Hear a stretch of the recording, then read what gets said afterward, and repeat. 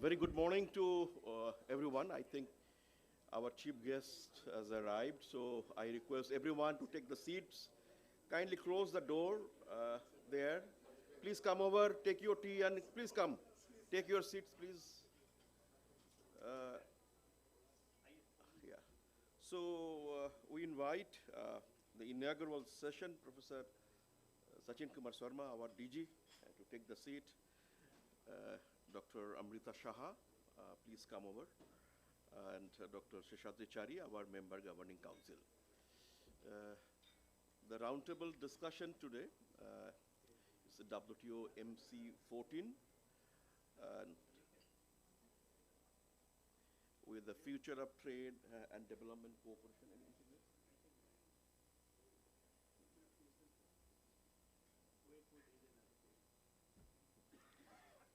The future of trade and development cooperation. Before we start, I welcome all the delegates who are here from different parts of the country and abroad to this very important roundtable. As you know that WTO Ministerial Conference 14 is going to be held the next week in Cameroon. It was started in 1996 in Singapore, and so in last 30 years, there are counting 14th one, as a total 13 already had. So approximately one ministerial conference in 2 years' time. So that's what, quite a fair good achievements in a way, calling the ministerial meeting. And RIS, as you know, and those who are following very closely our activities, line of activities, RIS is in policy, evidence-based policy research institute and a think tank for the global south. We have been working very closely on the developing countries issues. And those who are following us, our activities, you know that how important this week is, because RIS, everyone is engaged with coming up with a World Trade and Development Report, which is going to be launched in 21st. And my guess, honest guess, is out of 166 WTO members, RIS is the only organization who is coming with a global perspective on the trade issues. So just kind of an introduction. I was not supposed to give any welcome remarks like this. Just a welcome to everyone. We will going to have 2 panel discussions, and one before lunch, one after lunch, and then some takeaways and closing sessions. With that, I request our DG, Professor Sachin Kumar Sharma, to welcome the flower of bouquet to our chief guest, Dr. Sheshadri Chari. Sir, please.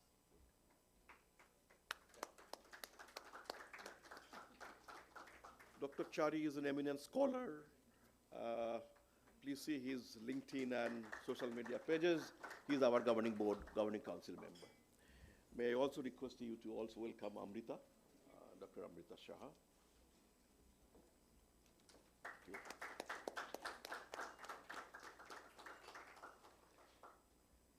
I also take the opportunity to acknowledge our diplomatic people who are here from European Union, from Japan Mission, Minister Councillor Mr. Noriaki Abe, and then many will be joining, and also Dr. Harshvardhan Singh, eminent scholar, former DDG, and many others, I'm not going to take their name, Professor Maiti from Delhi School of Economics. So with that one, I request DG RIS to give the welcome remarks. Over to you, sir.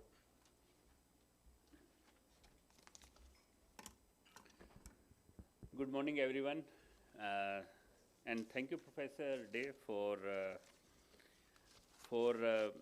convening this important meeting. Before I start, first of all, I wanted to thank Professor Day, because he is the person who organized this roundtable. I have no role to play. I just come here to just say a few words. Thank you, Professor Day.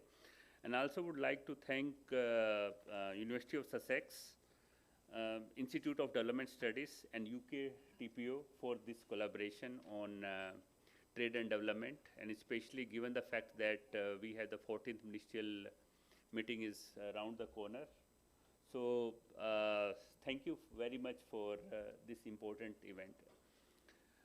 I would also like to thank some of my colleagues from previous Center for WTO Studies, some of my mentors here, they are here, and also from people from the diplomatic missions. Thank you for being here. Thanks a lot for this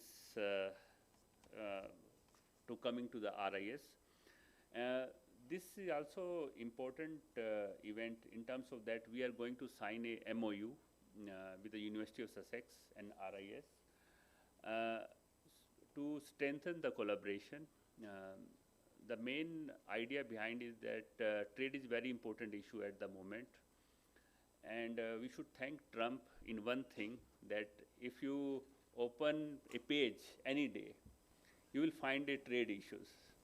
So every day you will find new trade issue, and I think for the people or researchers who are working on trade matters, they will find that there are a lot of issues where they can do even their PhD. So that's in that sense, we can thank Trump that there are a lot of issues are coming, because I also dealt this WTO negotiation for a long time, like more than 15 years. And tariff are not a issue at all in the at least multilateral, not that kind of issue which people are saying, okay, tariff is more or less not that big issue, but now at time, the tariff become a very big issue, given the fact that how things is moving at the moment. And this roundtable is also very important in the context that more than 166 trade ministers they are going to meet within 10 days in Cameroon for the WTO ministerial meeting. And this ministerial meeting is, we need to understand what is the context at the moment. The context is that there are two factors when this ministerial meeting is happening. One is the external factor, given the fact that geopolitical tensions is there, trade is fragmented, unilateral action is being taken, whether it's a tariff or the sustainability measures. So there are a lot of issues about outside the WTO, but within WTO also a lot of issues for a long time it's happening. I remember that when I started my career in 2010, around 2010, there was an event where Professor Jagdish Bhagwati ji was there, and he mentioned that within 1 year WTO is going to doom. So that was a statement in 2010, I think FICCI, in one of the event organized by FICCI. So, but it was not, it will continue to survive, but yes, a lot of issues are there at the moment. Whether you take the issue of dispute settlement, it's not working. Then negotiation, stalemate are there. For a long time, we are not get a very substantial outcome on any of the issues, except in recent time, like 4 or 5 years back, is the fishery agreement is happened. But for a long time, WTO not able to deliver on many of the substantive issues. And the reasons are obvious that members country have very divergent position on many of issues, whether it's the approach, whether it's plurilateral approach or multilateral, that is the one thing. Second is about the issue where developing and least developed countries, they keep arguing that development should remain the central part of any negotiating agenda. Developing countries keep asking that historical asymmetries need to be addressed. But yes, there are new emerging issues are also coming, whether in form of the GSI, plurilateral approaches are there. So given this context that Cameroon meeting is happening within 10 days, this time the member countries had not have much expectation about what will the substantial outcome. It may be about the processes, it may be how things change. But one important point, even in this context, is that even if we don't find any substantial outcome in terms of specific area, but things I think, going to change at MC14. And how then countries come together and how we can safeguard or protect the multilateralism, that is important. It is not just for the sake of multilateralism, we also need to ensure that development agenda remain the center of this, whatever the outcome is there. And if not, development agenda is not the part of any outcome, or there is any attempt to dilute those development agenda, then I think it will even test the foundation of the WTO, that whether it will deliver on the development aspiration of the developing or least developed country. So these are some of the points which in this whole roundtable, the future of trade and development cooperation.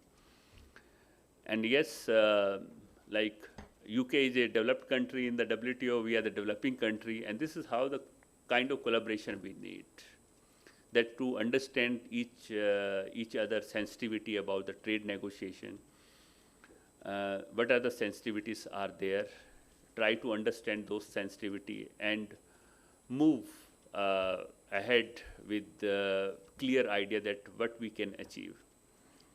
But yes, things going to change in the ministerial meeting, and as I think in Davos, Canadian Prime Minister said that if you are not on the table, you are in the menu. It means that if you are not a rule shaper, then you are a rule taker.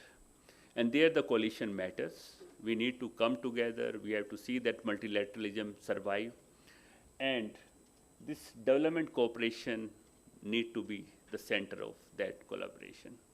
This is how we can address the challenges which the 21st century challenges we can address. A lot of issues are there. Things are going not in a good direction, I can say, but still, I hope that with this roundtable we'll get some insights. We will get way forward, and we'll try to understand each other's sensitivity, why a country is in position in negotiation. Understanding these sensitivities is extremely important. And yes, India always believe in the multilateralism, and we at the RIS, our role is to provide a platform where think tank, academician, policy maker, former negotiators, they come together and they discuss some of these issues. In this regard, I can say that RIS and Dakshin is a center within RIS. We organize series of events on various WTO issues, whether it's WTO reform, whether it's WTO dispute settlement, industrial policy, agriculture, special and differential treatment. Lot of issues we have, even IFD, the approaches, plurilateral approaches, we have discussed this. And with this more than 30 negotiator, policymaker, and academician, they come together and they wrote a report which we are going to launch on 21st or the upcoming Saturday. We are launching that report. The point when we started writing that particular report, the main idea was that it should be more relevant, it should be more updated, and we should also have first-hand experience. The people who are writing, they have the first-hand experience in the negotiation.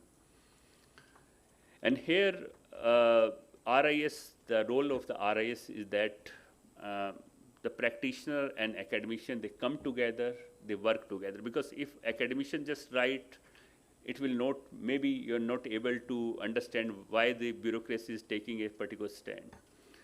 If the bureaucracy is right, then it may happen that they will not have the academic rigor.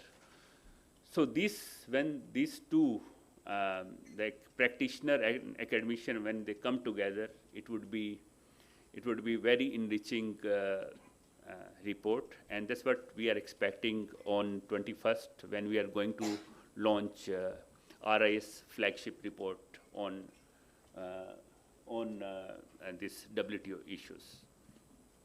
So with this, first, again, I would like to thank our collaborator, our partner. Thank you, Amrita, for being here.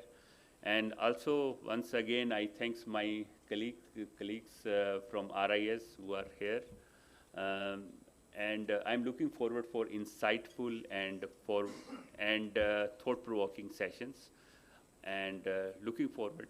Thank you very much. Thank you.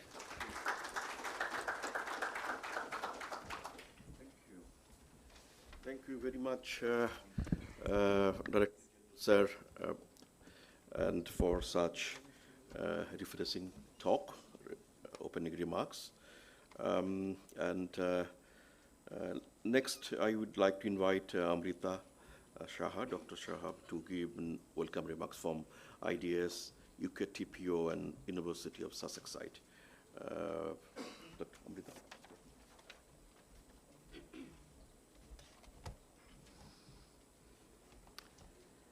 Good morning, very good morning, everyone, and welcome. Thank you for joining us this morning.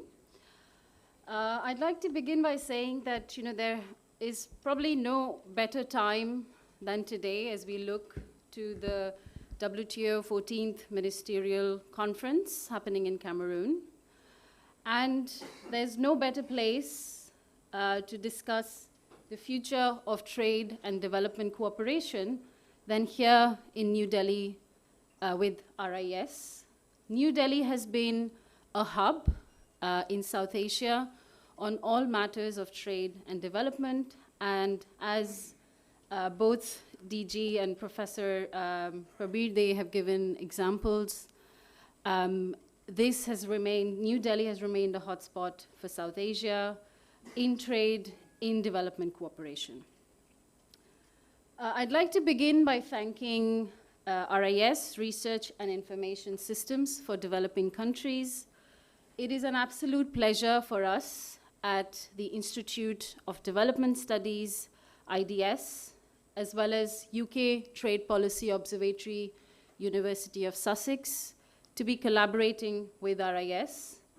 I'm Amrita. I lead IDS's work on trade and development. We deliver a portfolio of research and teaching for governments, for international organizations. We work with civil society, private sector, including foundations. Our research covers a wide range of trade and development issues, similar, I think, in scope to RIS.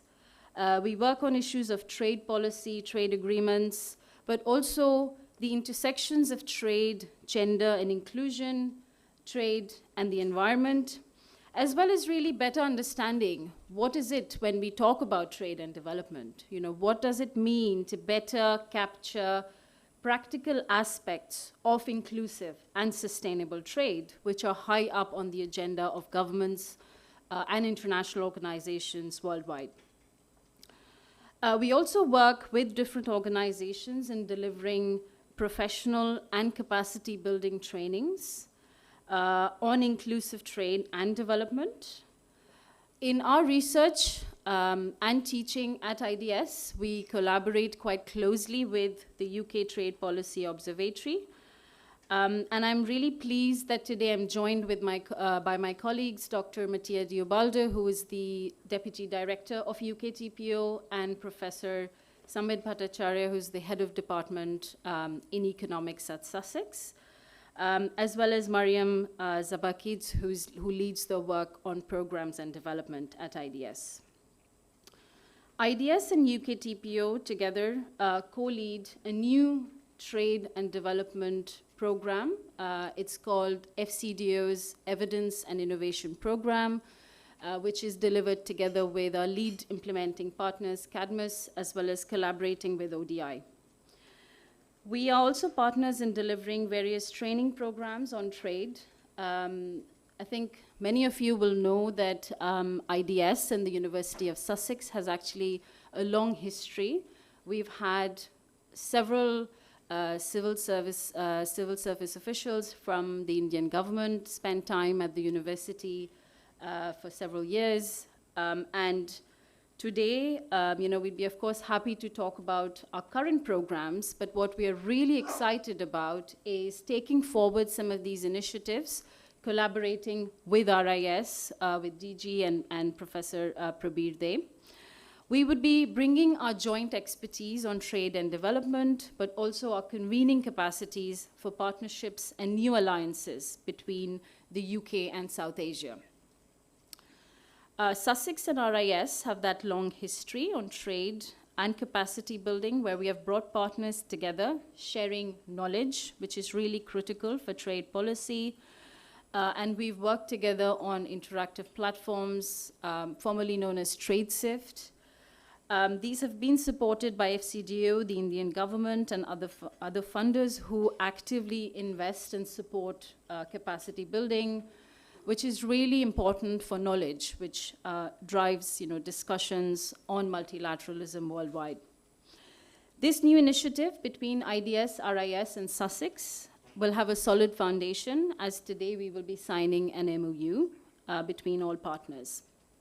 But coming back to today's roundtable on trade and development, when we think of international trade and trade policy, for several decades, there's been a lot of focus, by trade economists, but also by other actors and stakeholders on the aggregate benefits of trade. We know trade contributes to economic growth. It has lifted billions out of poverty. But with increasing recognition of various inequalities, inequities, climate change, and very micro-level challenges, many discussions at international forums have slowly changed with significant, discussions on some of the micro challenges of our times. However, in popular discussion, our attention remains on very sort of the large macro effects of trade on growth and headlines.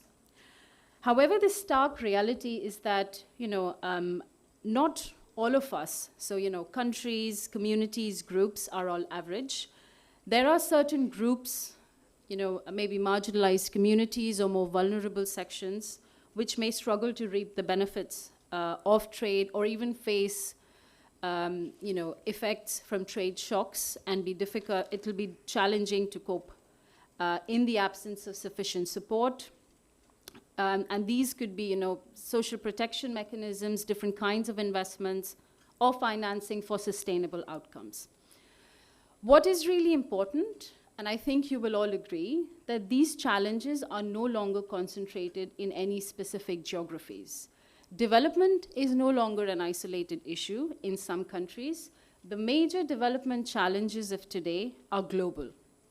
And I would argue that global challenges need global solutions, but one, that are embedded in local realities. So on trade and development, the role of the World Trade Organization, WTO, deserves significant attention to have that global sort of collaborative approach. It is clear, as it has already been pointed out, that there is need for reform, one that requires structural reform, and more inclusion and transparency in different processes. As DG has pointed out, even if there's no significant progress or agreement on some more contentious issues, we can make the processes better. We can make the processes more inclusive and transparent. There are various issues, of course, institutional design, the principle of consensus that is at the very heart of WTO, special and differential treatment, but also asymmetries in knowledge and power, as well as sort of a widening trade and development gap despite significant progress. Today, we are going to focus on these issues for the future of trade and development cooperation. We have two panels. The first, we're going to question what comes next for global trade, given the context of the 14th Ministerial. This is a pivotal moment for trade. Progress on some of the key challenges are going to be significant to restore stability and confidence in the trading system. As sort of geopolitical dynamics keep getting complicated, there is a need for priorities to evolve. The rules-based framework that we have known needs to adapt, and it is a really sort of, timely challenge that we all need to address. Emerging issues, digital trade, investment facilitation, sectoral negotiations. In the context of all of this, the panel will examine the future of trade governance. It will explore how countries, and most importantly, coalitions, can navigate the next phase of global trade and development cooperation. The second panel, which is really close to my heart, is about this disconnect between trade and development cooperation that seems to become really a big challenge every day.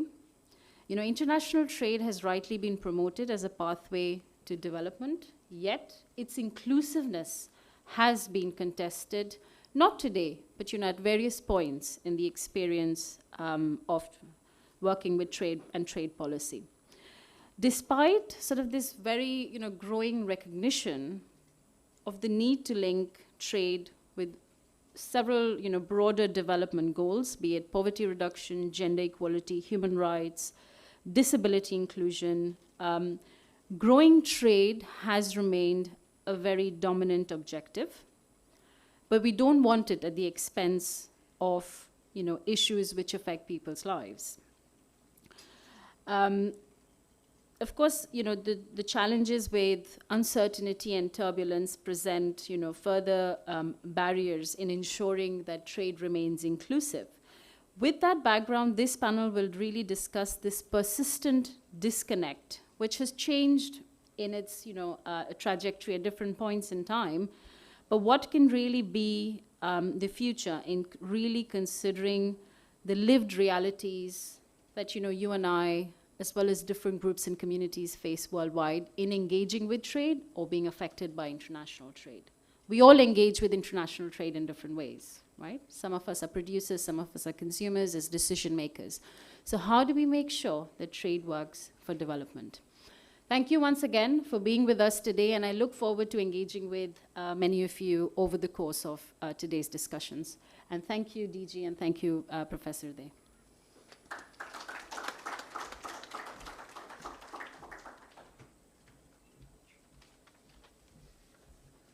Thank you, Dr. Amrita, for your opening remarks and introducing the sessions and giving a very, very illuminating background of them to this roundtable discussions. Without further ado, let me invite our chief guest to deliver the special remarks, Dr. Seshadri Chari. He doesn't need any introduction, but some of those who have joined from missions here and also from abroad. Dr. Chari is an eminent scholar. He has many hats with him, not just the RIS, he's also part of the Manipal educational organizations across the world. And then he is very much actively involved in social work and many other activities. Please follow him closely in the LinkedIn and other social media. And Dr. Chari has been kind of a mentor to us for many years. And sir, floor is yours for your special remarks.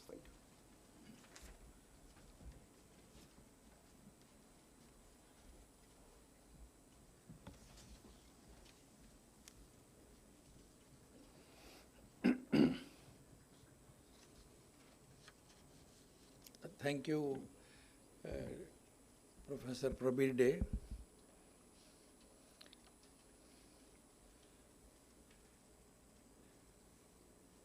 Professor Sachin Sharma, Dr. Amrita Saha, my colleagues in the RIS, and Your Excellencies, and representatives from different parts of the world.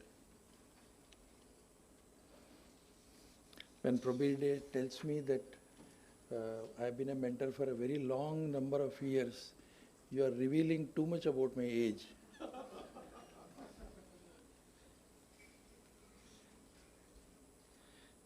So, given that particular background, I don't have to emphasize on some of the issues that our DG has very rightly pointed out, like as far as trade is concerned, there are several PhDs that are available on the net, and we are also privy to all this. So I don't have to go into the background of trade as such, how old or how ancient trade has been. In fact,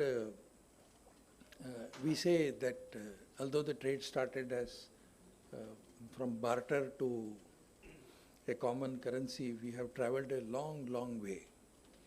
In fact, India's connect with the rest of the world, especially the South Asia, Southeast Asia, Far East, and also to the West, has all been trade. India has used trade rather. In fact, rather trade has been a very important bridge between the Indian civilizational values and civilizational achievements have been transported to the rest of the world through trade. Trade was one of the issues.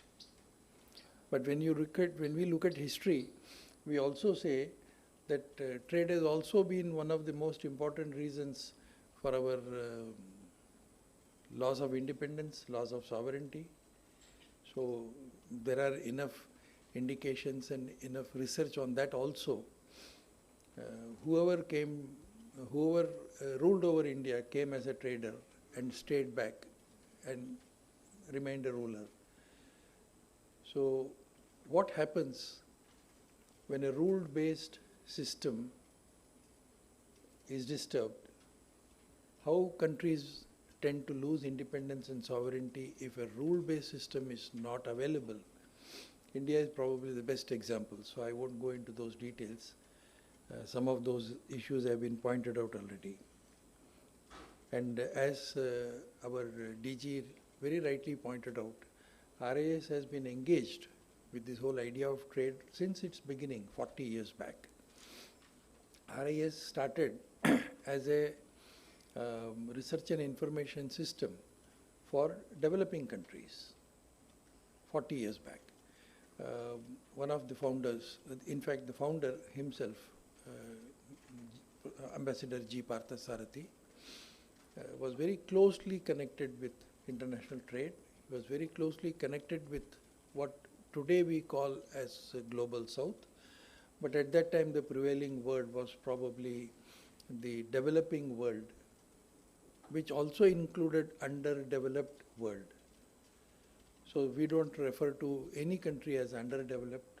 Probably we still are very reluctant to use what we call the LCDs, the least developed countries. So we say developing or emerging economies. So the quote unquote the emerging economies were all, categorized as South, and what was developed country was categorized as North. But what has happened in these years? If you see the movement of geopolitics, so I won't go into the details of geopolitical theory because that is what I teach in 3 universities. So it will be too dangerous. If the DG permits me to do that, it will be minimum 50 minutes lecture. So I won't go into that. But we begin, the whole idea of WTO, which we are now engaged with, begins from 1944, the Bretton Woods. So if we have to take into account the travel from Bretton Woods to BRICS, 1944 to 2001, and then to BRIC and then BRICS. And then in between we have the 1948 to 1995, where the trade rules changed. When WTO came into existence, a shift from different trade mechanisms. But when WTO came into existence, when the whole idea of world trade was being discussed, the geopolitical situation in 1944 changed in 1945, it changed in 1948, and then all over the globe grave, major changes took place. The idea of colonies shifted, and then the nation states began to appear, 48 to 52, 53. So we have to get into, if you see the geopolitical changes that have taken place from 1944 to 2024, I mean, it's a new world. What we are seeing today is not what we saw in 1944. Probably no one who witnessed 1944, who was an adult in 1944, must be probably existing in this hall today. But history is in front of us. So we know how things have changed. So what are the factors or what are the drivers that are going to influence global trade and development aspects in future? Can we predict? Ideally speaking, we cannot predict, because we do not know what changes are going to be there. Because I still remember from between 1989-90 to 1992, 89 and 1990 was the time when US and the then USSR, Soviet Union, were discussing SALT II. What to do with SALT II. And even when the discussions were going on, USSR disintegrated. So it changed the global, the way geopolitics was looked at. What was a bipolar world became suddenly a unipolar world. What started as a unipolar trade became multipolar trade today. So in these 100 years or 80 years, things have changed. So what are the drivers, what are the factors that are going to really affect what we call the global trade? So one thing is, we must remember that there were four factors that we always look at.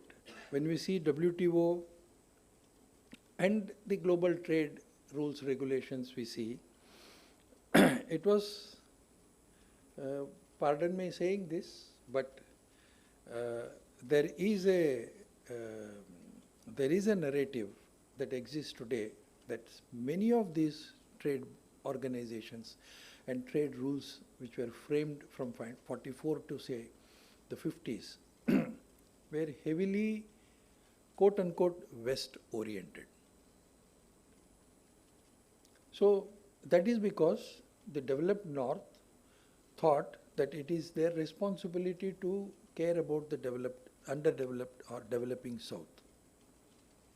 And in fact, that was the idea of RIS also. The original name of RIS was Research and Information System for Developing Countries. So there is nothing wrong if you have a global framework which is heavily West oriented, but which looks at development of the South or East if it is going to be West. The second aspect was the global trade was essentially to be conducted after the Bretton Woods in one currency.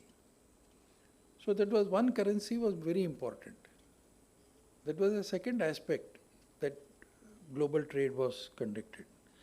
Third and the most important aspect is the global trade was rules based to a very, very large extent. And that is where the WTO also comes into picture. And that is one of the challenges that we are going to face now, which I'll come to that. And global trade, as the word term goes, was really globalized. Now what has happened in these years? I won't go into these details because I know I'm speaking to some of the experts on these subjects, of which I am not. Now what has happened? What was majorly considered as a West-oriented system has fragmented. It is, then came the North-South divide, then South-South. And if you look at all these aspects, what was essentially thought as a global trade network has now become regional, and at least it has lost some steam as far as its global aspect is concerned. The second is, of course, when we come to the medium of exchange. Today, several countries are talking in terms of bilateral currency settlement of account, and also so many other issues have come up, and digital currency settlement payment system, which has now come into place.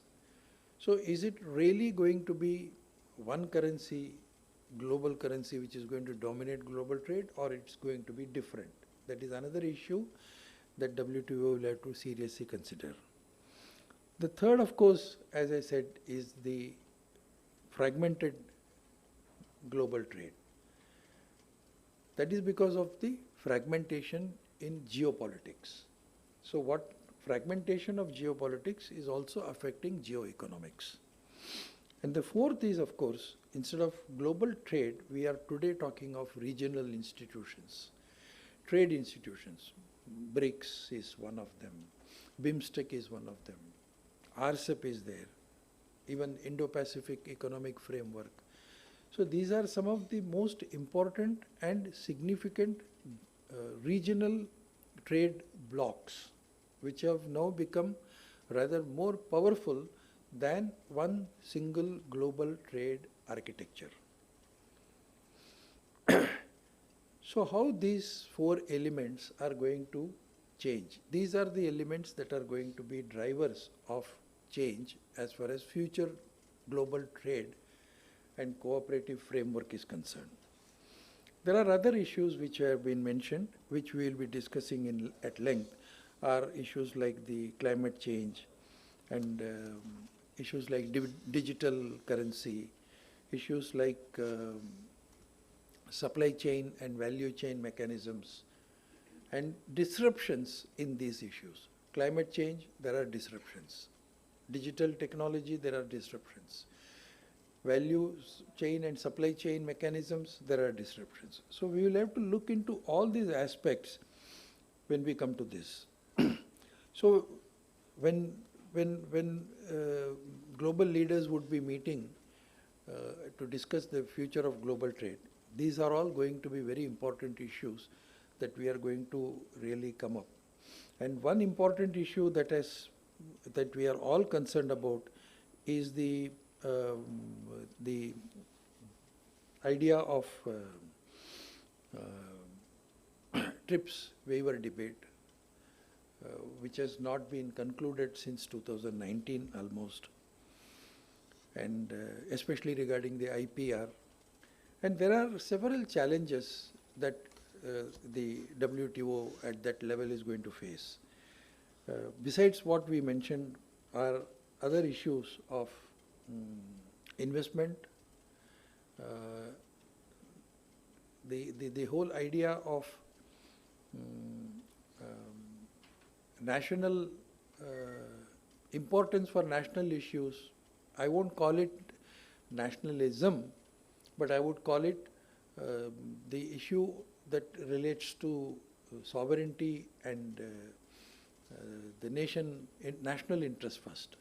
So are national interest going to be subject to global trade? Will there be a demand for giving up national interest in lieu of, say, global interest? Will that demand persist? Will that demand work? Will nations submit themselves to that? It's going to be a huge issue. So, because as our DG very rightly mentioned, there are sectoral issues like agriculture, for example. Countries are very choosy about the decision-making process when it comes to agriculture. Is there a global forum which can address these issues without getting into the crosshairs of nations or national interest? It's very doubtful. And then politics determines. These issues are not just merely issues for discussion or debate, but these are all political issues.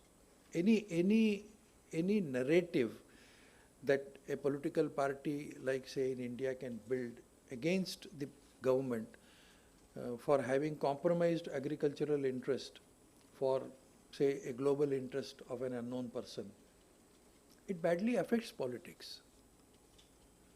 So will a political party or a government like to do that? That's another question that we will have to tackle. So can we have, like we have a constitution, 3 lists in constitution, can we have a global list,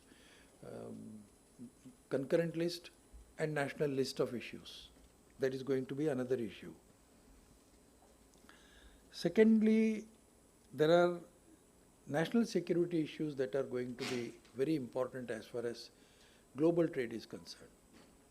Never before have countries been facing what we call the non-conventional security threat perceptions. Can we have a global order which tackles this issue of non-conventional threat perceptions? Several countries are now facing what we call the integrated threat perceptions. Army, Navy, Air Force are not the only areas of threat. Energy security is a threat which we are facing right now. We know, less said the better. So how a global institution like WTO going to tackle these issues? So it's not going to be very simple, very hunky-dory as far as things are concerned. We are going to face challenges. The dispute redressal mechanism issue has been pending for a long time. Are we going to really address that issue? How are we going to address that issue? Without getting into a conflict zone with power contestation countries. So these are all some of the issues I think we will be discussing, and I'm sure this particular discussion by itself is not going to be a very conclusive decision. We will have to go through some of these issues at length before and after the coming meeting, and we will have to flag these issues, and nobody is going to suggest that we have found a solution to some of these issues. Probably by the time we meet next, there will be a new list of issues. So we should be prepared to junk the list that we make today and prepare a new list probably in the next 1 week or so. So with that, I really look forward to the scholarly discussion that is going to take place today, and it's going to be a learning process for me. Thank you very much.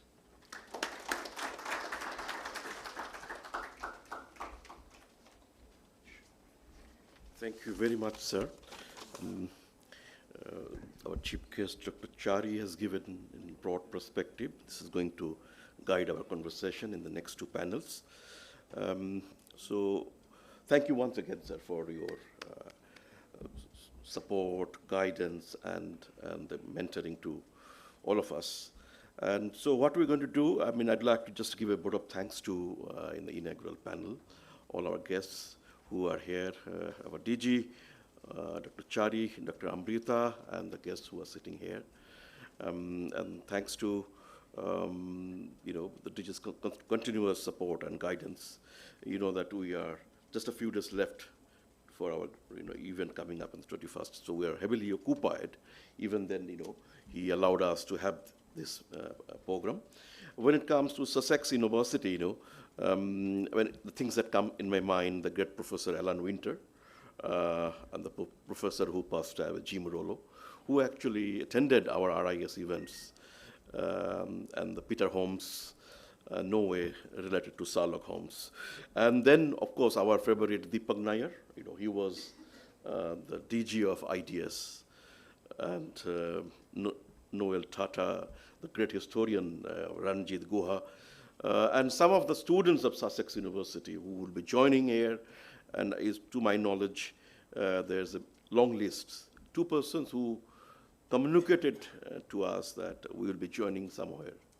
One is Arvind Kumar sir, who is also joined. He is an IS officer retired who was part of an IS Sussex University. And of course, Dr. P.K. Mishra, who is our Principal Secretary to the Prime Minister. He's also had a PhD done in Sussex University. So long list, I thank again, for Amrita for steering, giving this idea to coming in here.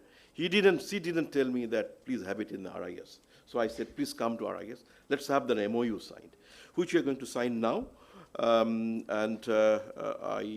conclude the inaugural session.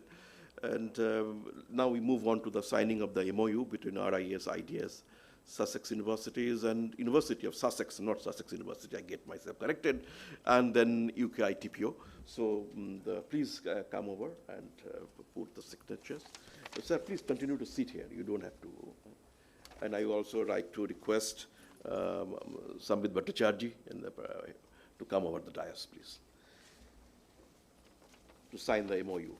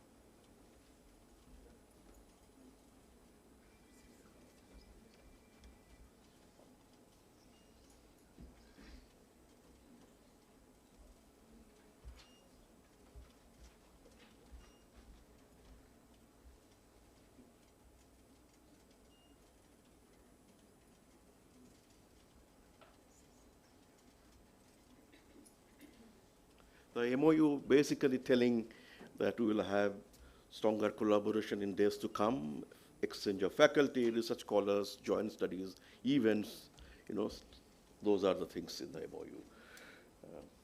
There are 5 parties, so 3 are here. 2 have already signed online.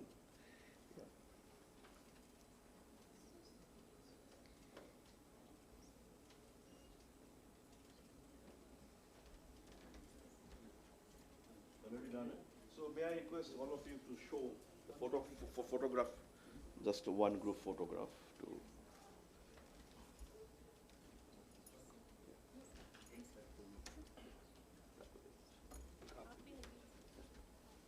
ठीक है मैं आ जाता हूँ photo उठाने.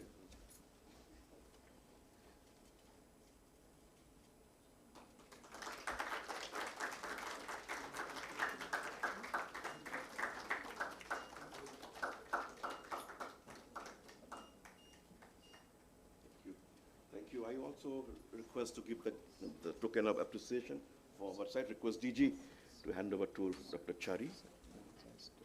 Oh, take it. Yeah. Give it to Dr. Chari. To Dr. Amrita.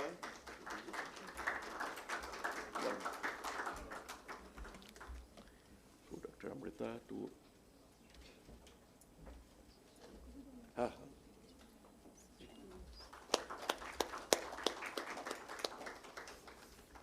the MOU is just a small step, but a long way to go, by the way. So we will be having lots on your guidance. So with that, we close the inaugural session and we go for a group photo. I request everyone, not the speakers, everyone to go to the plaza steps in the downstairs and to have a quick photo and come back by 11:45 or so. Huh? You have tea here, 11, the group photo and just come back. Group photo and then come back here. We'll have a tea here. So please join for the group photo, which is just downstairs. Thank you very much for coming in the morning. Yeah. T कहाँ पिएंगे? इधर ही आएंगे हम लोग. आइए sir. एक तो नीचे क्योंकि यहाँ पे फिट नहीं हो. अच्छा, ये बैकग्राउंड नहीं मिलेगा ना? हाँ जी सर. ये बैकग्राउंड नहीं मिलेगा ना? कोई नहीं फोटो के लिए? नहीं वो बाहर मिलेगा.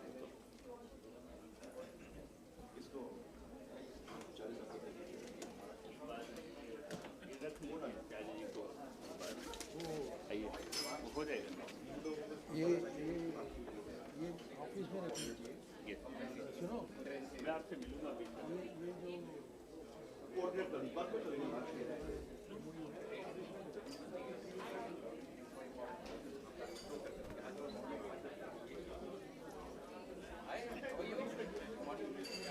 आइए sir.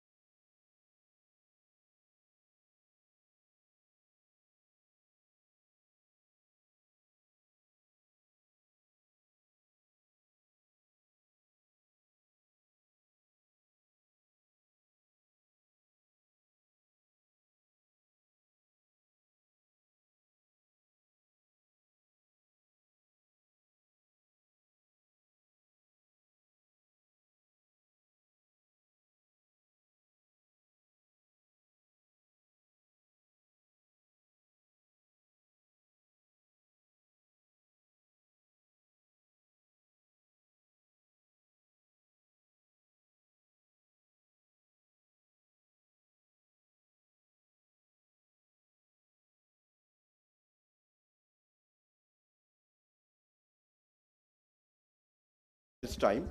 So have your coffee and tea quickly and come back to the seat.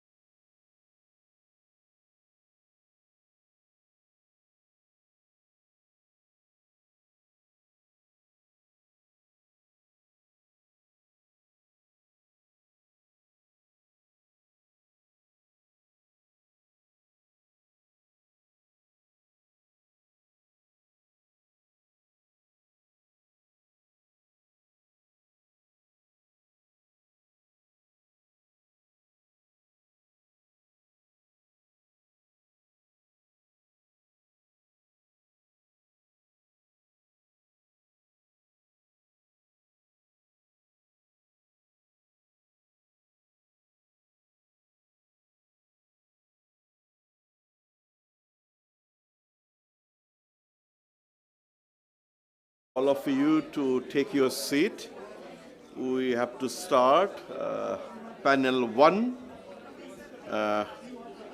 So may I request all of you, please take your seats, and we have to start the panel 1. Panel 1, if you might request the panelists for the panel 1, whom I will be calling on the dais. The panel 1 is on WTO MC14, what comes next for global trade. Please take your coffee to the seats, no problem, And to chair the session, I request Dr. Harshvardhana Singh, the former DDG, WTO, and the chairman, ICTVAJ Advisors LLP in New Delhi. He is an eminent scholar, very noted personality, and we know him, So please welcome Dr. Harshvardhana Singh to chair the session. Then we have 4 panelists, 4 speakers. Mr. G.D. Lohani, the former Minister Customs, Indian mission to WTO in Geneva. Mr. Lohani, welcome to the session. And then Dr. Atul Kaushik, our own Dr. Kaushik, GDC Fellow RIS. Please come on the dais. Professor Dibyendu Maiti, Delhi School of Economics professor. Please come. And then Ms. Suprit Khoshla, she won't be here. So Ms. Mariam will be joining from IDS side. So these are the 4 speakers, the panel, and we start at 11, 30 is the time, but 5 minutes late. So we try to finish it by 1 o'clock. And then, we have a Q&A sessions, at least some 10 to 15 minutes. Thereafter, there will be lunch. So with that quick introduction, let me invite the chair, Dr. Harshvardhan Singh, to take over and for the proceedings. Over to you, sir. Thank you.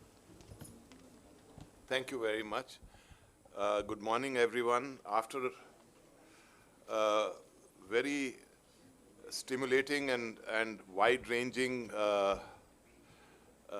address by the chief guest in the first session, we now come to the issue of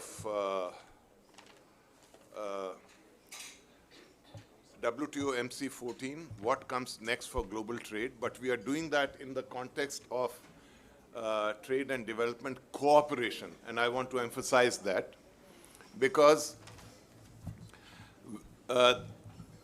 changes in the multilateral trading system or establishment of the multilateral trading system took place when the world realized that countries need to cooperate, collaborate. After the Second World War, GATT came into being. It was the multilateral trading system of that time. And then major changes in global trade started taking place, and services became a much more prominent part. In 1985, Uruguay Round was launched in order to bring together in a more structured, rule-based framework collaboratively. And that led to the WTO. In 2008, 2009, Twin Towers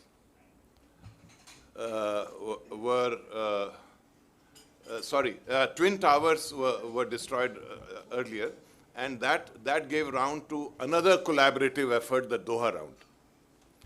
2008, 2009, the world experienced a massive economic financial crisis, and G20 was re-energized by the United States. And it's very significant. At that time, President Obama gave his reason that he's bringing all these countries together to address global problems because no single country in the world today has the capacity of addressing global issues. So that was the US in 2008, 2009. After that, COVID brought other challenges, and the perspective on global value chains changed to resilience, and which again required a different kind of collaboration. And today, the MC14 discussions are focusing again on new challenges because it is perceived that as devised, the WTO system is not functioning effectively. So when the WTO system came into place, there were some principles which were emphasized. It was conceptualized as an inclusive system, a fair system, equitable, predictable, and open. And there were these kind of foundational principles were embodied in most favored nation treatment, consensus. Inclusion actually was embodied in most favored nation treatment consensus, so that everybody is involved. Each country, one vote. And all members are able to attend all committees and council meetings. So it was conceptualized as an inclusive system with emphasis on development, special differential treatment, etc., again for inclusion. But it is perceived today that the system is not moving forward because of some of these principles which were embodied. In fact, today I was reading a report in Washington Trade Daily, and I want to quote and then come to the first speaker. House Ways and Means Trade Subcommittee Chairman, so this is the US, Adrian Smith, urged everyone to be realistic about potential outcomes of MC14. Of course, he was focusing on the US. Certainly not all of the United States concerns with the WTO can be resolved in Cameroon. In fact, my perception is that it will set a framework of further discussions. But what Chairman Adrian Smith said is, significant reform is required, noting that agreements are being undermined by a handful of spoiler countries because of the WTO's consensus-based decision-making process. So obviously, the major focus is on consensus-based decision-making process. And we have an excellent speaker with us, Mr. G.D. Lohani. I would request you to address the issue of WTO's consensus-based decision-making, any need for reform, and also how the talks can stall addressing development concerns. These two issues, if you could take forward. Thank you very much. Yeah, okay, okay, yeah.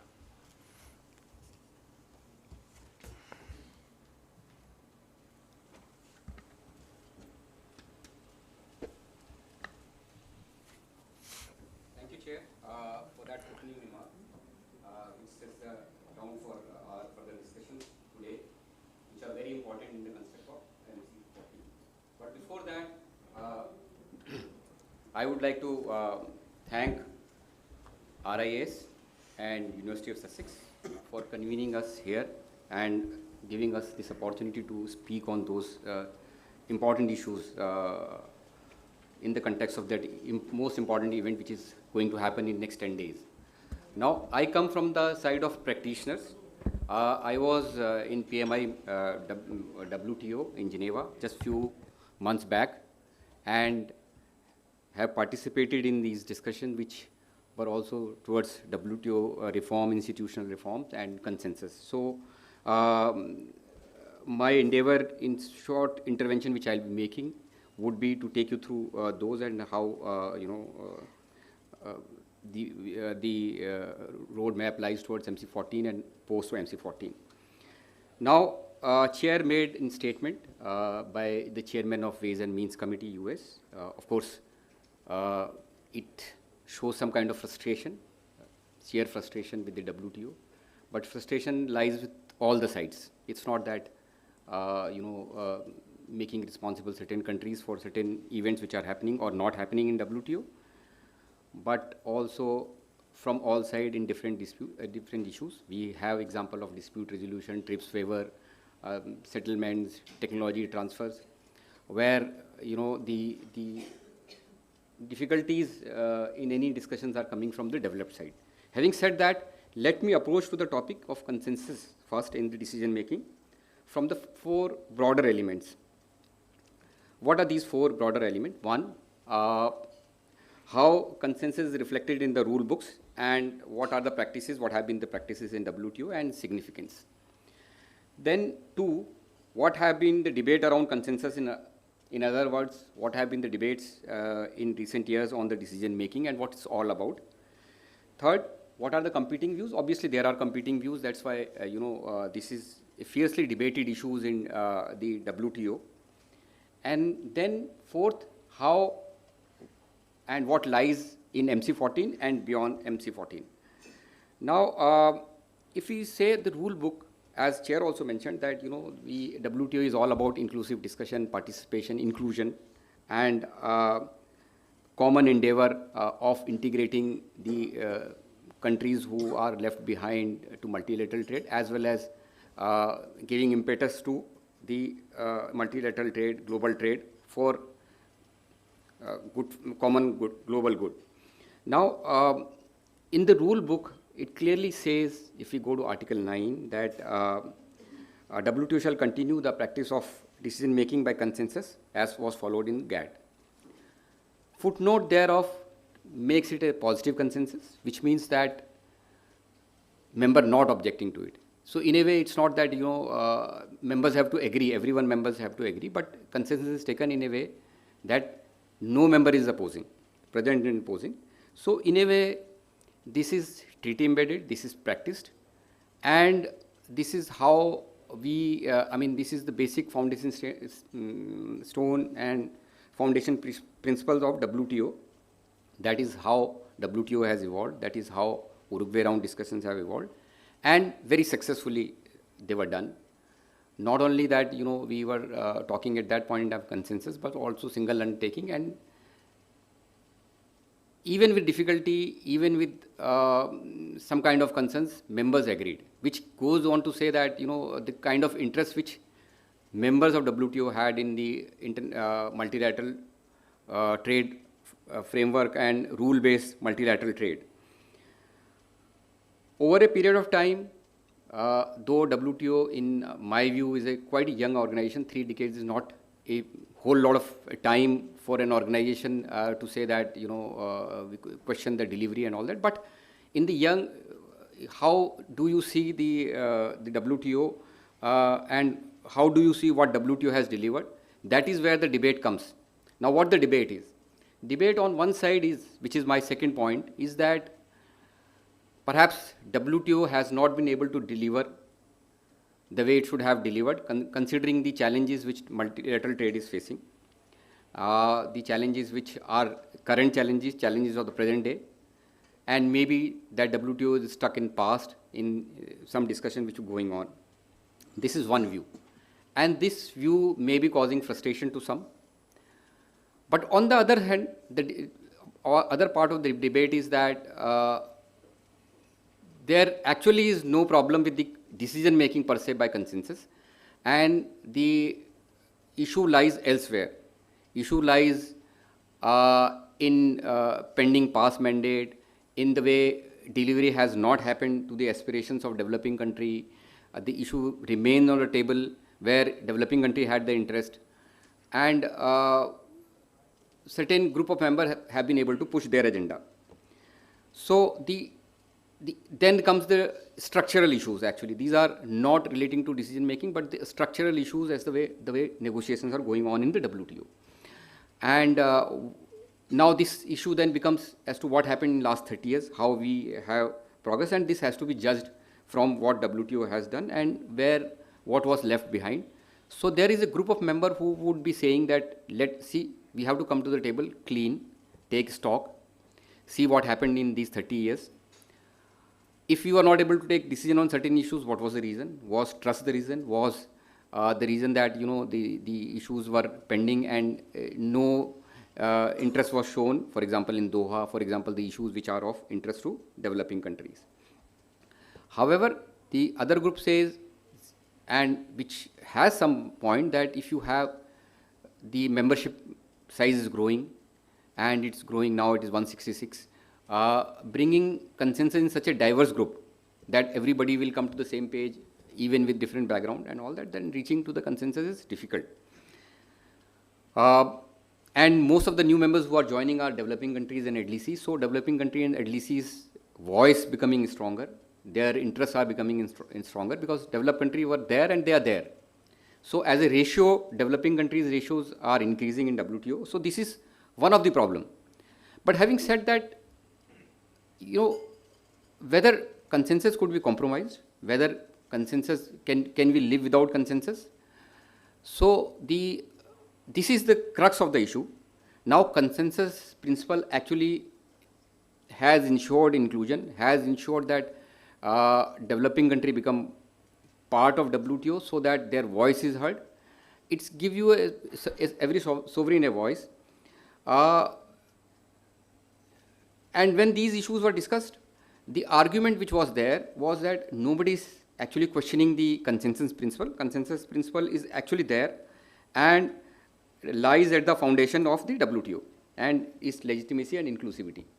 But the what worry is that, you know, that if it is not reaching, helping us in reaching the discussion to logical conclusion, then we have to think about it.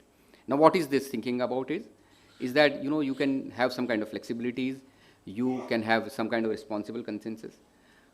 But then these are easier said and done. Now, some would say that there should be new approaches to decision making.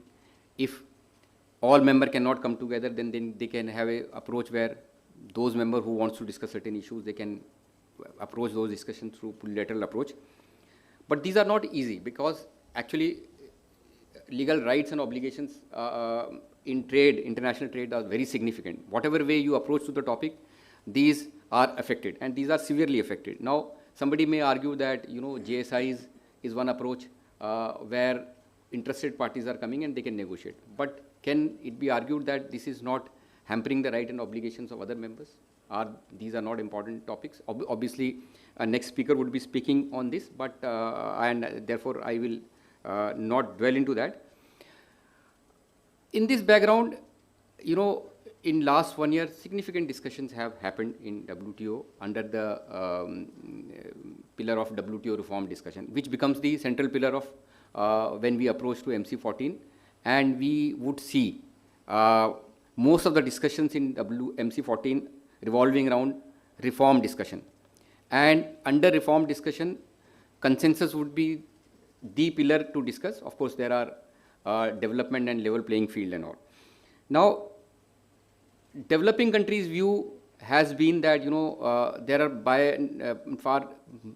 far too many issues and far too many challenges which WTO developing members have brought to the tables, and development has been central to the WTO, to the core horizontal issue important to developing country, but has not got attention. Now look at the issues. For example, if you talk of SNDT, how do you make them precise, effective and operational?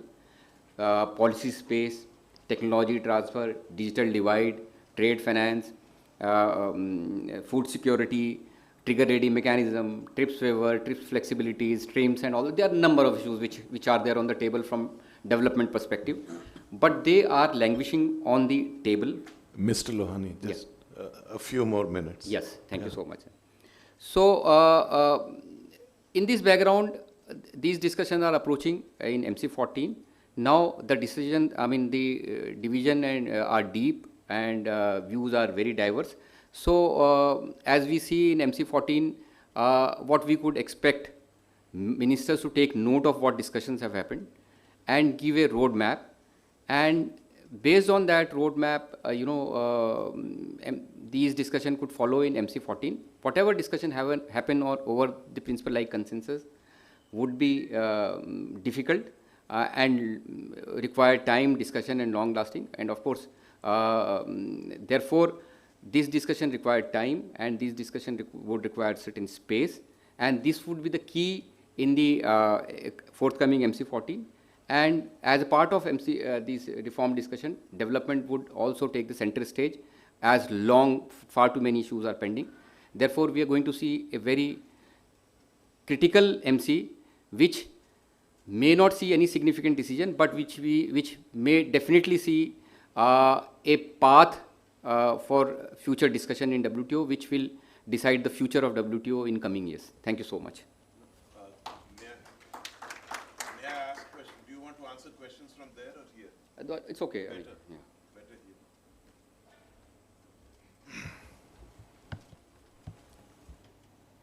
Don't worry. Yeah. Yes. Yeah.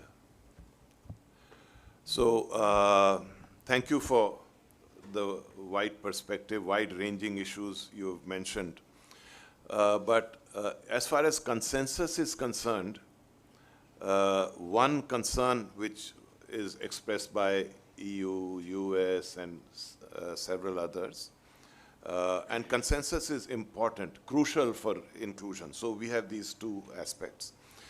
The basis of this concern is that there are too many members. It's not possible, and you yourself mentioned it, to get everyone on the same page, and consensus can act as like a veto. So is there some way of addressing this in these detailed discussions? How do you think it can be addressed? What will make the system retain the strength of the foundational principles while also allowing decision making? Are there some conditions under which this would be agreed? Are there some indications which you can think of? What will lead it to a landing zone? Thank you, Chair. This is an important topic, issue, and this is exactly what is being discussed as to how do we move ahead here if there is some, there is a kind of frustration with the consensus-based decision making. But as I mentioned, this more than anything seems to be a kind of a narrative which has two coins. One is that, WTO is not delivering and therefore is struggling for its relevance. However, at the same time, we could look at it as, if we look at it as what WTO has delivered over the years, and despite the fact that there are challenges with 166 members in delivering, actually WTO has delivered. Even in recent years, TFA and fisheries are the example, and then of course export competitions and all those kind of things. And before that, in last 30 years, if you see, a lot of delivery, even if you see e-commerce moratorium, that is by way of single page declaration, has survived for so many years and is being decided on consensus. And of course, we have seen solution to ITA, we have seen solution to liberalization, we have seen solution to some of the LDCs issue. So it's not that, you can see WTO being beaten from inside as well as from outside on a set narrative, because a narrative of new challenges is being brought. Now, how do you move ahead? Whether, you say that, of course, you bring in flexibilities in consensus decision making, and therefore that helps in decision making. Or otherwise, you bring in that address those factors which have actually contributed in decision not being taken, and which may not be really relating to consensus. If that would have been, then we would not have landed a decision on fisheries or TFA or whatever, because negotiation is always give and take. So that is what members are discussing. Members now, if the understanding of where we are is based on very different set of expectation and very different set of narratives, then saying that whether we could have some of flexible consensus, responsible consensus, or some kind of guardrails or some kind of conditions, there are almost many issues which are on the table which actually cannot be decided. For example, if you have to decide agriculture issues, you have to decide issues relating to TRIPS waiver, trigger ready mechanism, or any issues relating to developing country. There is no way that you can, less than consensus, you can decide. So therefore, when we are talking less than consensus, maybe we are talking of issues which are of interest to only few. So, sir, if we have to take this way, then of course these discussion, this dialogue and these deliberations are going to long last to first come to a common landing zone as to what is the problem. And if all members can come to conclusion, which is very difficult in what I have experienced there, that there is a problem with consensus. Not many members would feel that way. There are handful, but very strong members who feel that there is a problem with the consensus. So I see that this debate has to go into other elements, other dimension, if we have to move decidedly forward from here, sir. Thank you. Thank you very much. I now would like to move on to other speakers. But basically, as I understand it, what you're saying is that discussion should focus on what is stopping consensus and try and address that. So that's, Mr. Lohani mentioned the joint statement initiatives or plurilateral agreements. I would now turn to Dr. Atul Kaushik, and if you could comment on the key concerns or benefits that are seen by different members on joint statement initiatives, and what does that mean for development challenges? Thank you.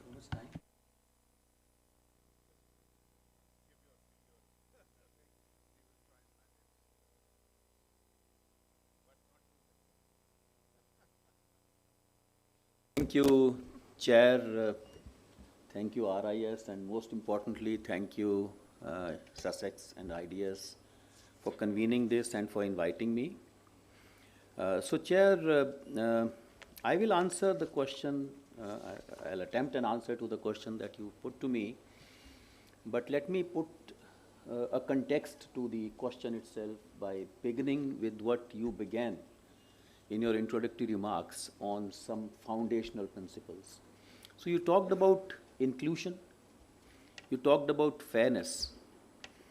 I will not go into inclusion, it has been discussed in the form of discussions on consensus, but on fairness, this is actually development cooperation. So to some extent, the integral foundational principle for today's conversation is how do we be fair? What are the positive efforts that WTO as an organization and its members can make for developing countries? Not only SNDT, but how to enable them to sustainably develop. And these are some of the preambular foundational principles enshrined in the Marrakesh Agreement. Another foundational principle, to my mind, is the security and predictability of the multilateral trading system itself. These terms are used in the context of dispute settlement mechanism, but then dispute settlement mechanism has been also called the crown jewel of the multilateral trading system. So therefore, we have to, whenever we discuss, whether we are discussing JSIs or we are discussing consensus or we are discussing the larger economic theoretical framework in which countries need to negotiate, we need to keep in mind that we are doing it for the businesses of our countries, and our businesses want security and predictability of the system. And of course, there is another activity that the WTO has been tasked with, which is to act as a forum for implementing this rule-based system, and also for becoming a forum for future discussions, and JSIs belong to that. Now, JSIs are situated in the current conversations as plurilateral agreements. So let's first understand what are these plurilateral agreements. The way plurilateral agreements are defined in the WTO is in Annex 4. There are very few of them. There were 4 of them. Now we are down to 2.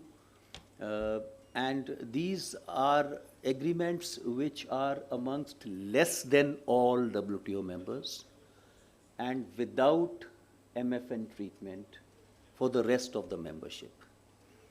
Because of that, it has been agreed by the members in the Marrakesh Agreement itself that plurilateral agreements can be inscribed into the WTO rule book only by consensus, by explicit consensus. So all members, we can get into how this consensus meaning can be elaborated during discussions as we move forward.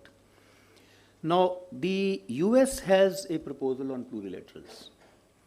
And they say that the plurilateral agreements should be allowed amongst those who want it without any disciplines on those who do not want to participate in it.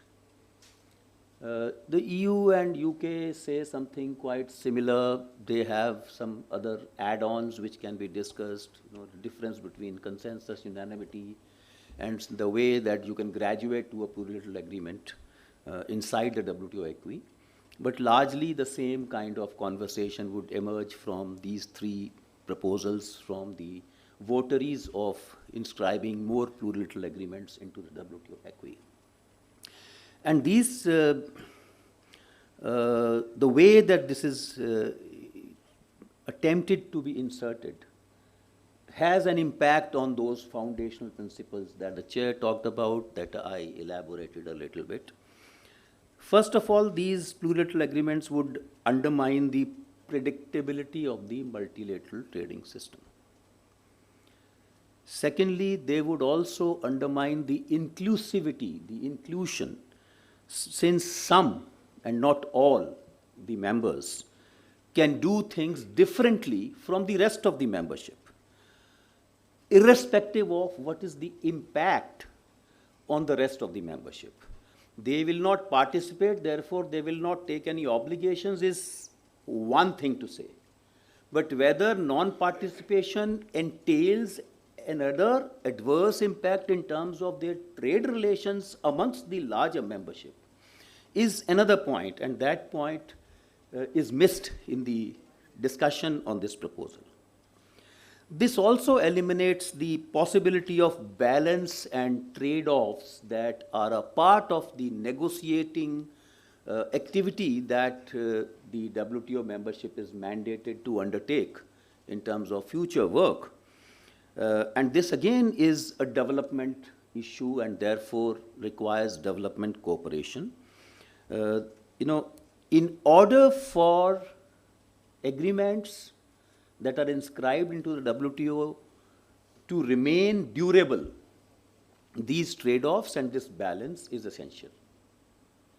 Now, keeping this in mind, where does the plurilateral agreement, if agreed, go? Does it go into Annex 4?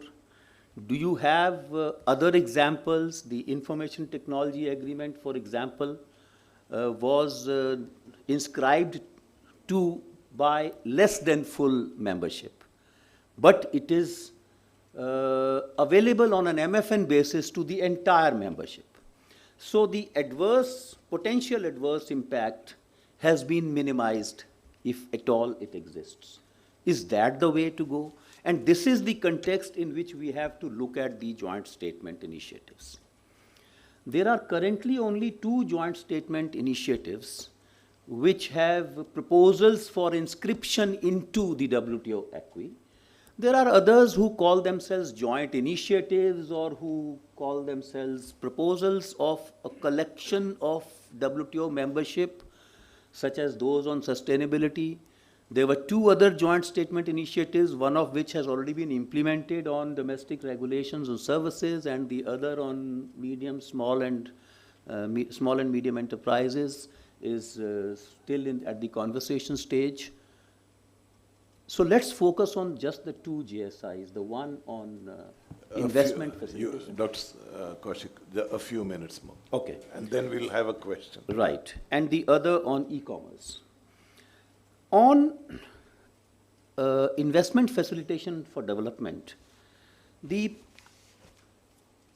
problem is with the lack of recognition of the history of treatment of investment in the WTO, in the proposal, in the JSI proposal.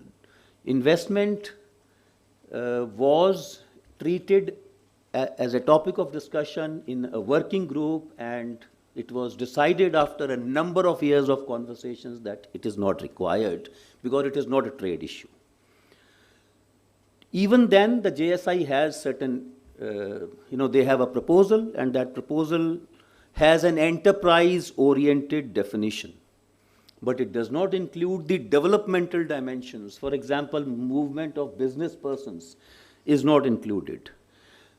It's not clear whether portfolio investments are included or not. It is not clear whether e-commerce is included or not.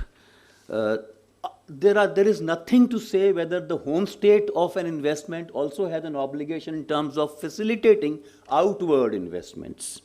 There is little treatment of how will it impact the most favored nation treatment as a foundational principle of the WTO. What kind of screening would be permitted in this facilitation, the subsidies involved and so on. You don't have much more time now. Okay, so just on the second, if I can spend a minute on e-commerce. So e-commerce is being treated in 2 separate places. One is the joint statement initiative, where they have a proposal to inscribe it into Annex 4. And the other is the working party on electronic commerce. The work in the WPEC has not yet concluded. And therefore, it is A, premature to bring in e-commerce. B, if you bring in e-commerce JSI, how are you going to ensure that you have taken into account all the technological advances that are being made in the e-commerce ecosystem today? Is AI covered? Is cloud-based services covered? These are issues that have not yet been treated, and therefore I feel that the discussion at MC14 would at best clarify the issues that still need to be addressed by the proponents for them to be able to bring those topics to the larger community for a consensus-based decision. Thank you.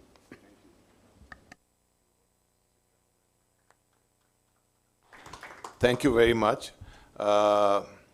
you have raised a number of points regarding the existing plurilateral or potentially plurilateral trade agreements, and also something along the lines of Annex 4.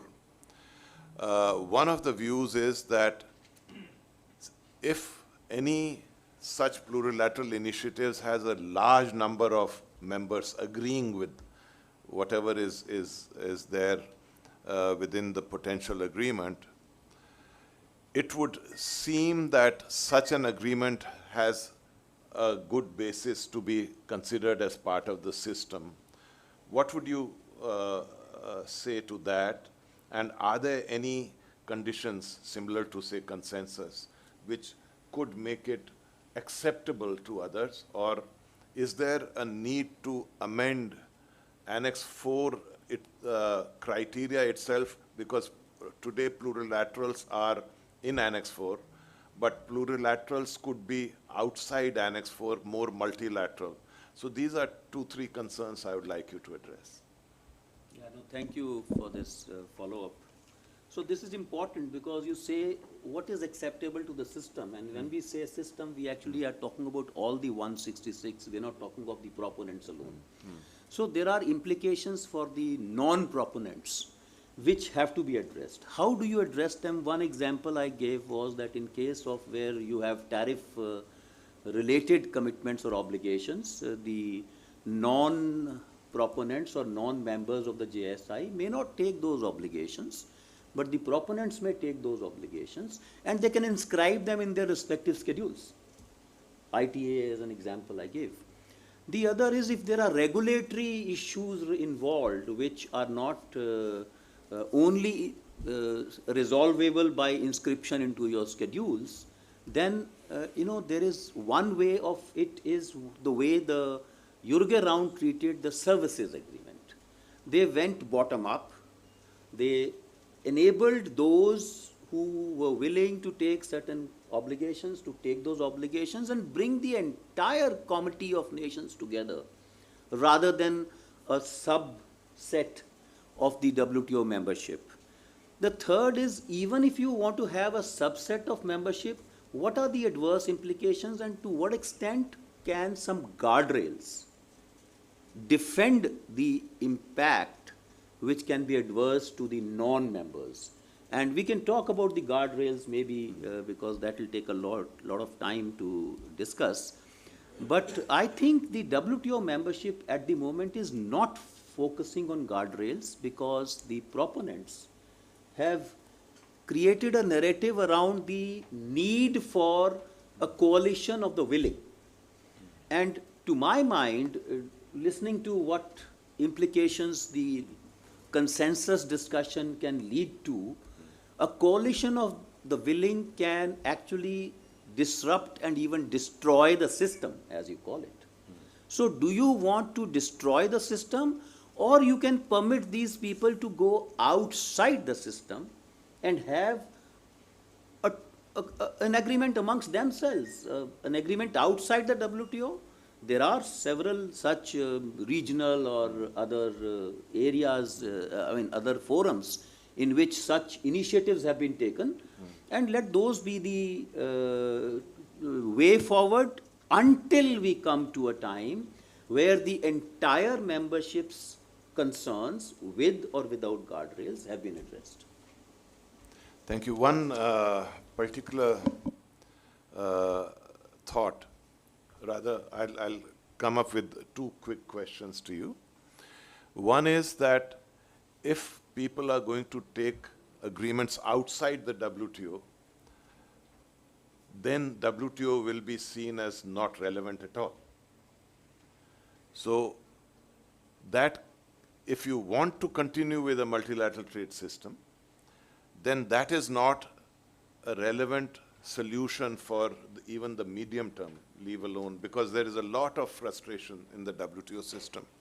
The second is, the system is constructed in such a way that rules of the game are specified legally, and when a member feels that its rights are being adversely affected, the member can bring it to the attention of the other member whose policies are affecting it adversely, or raise a dispute.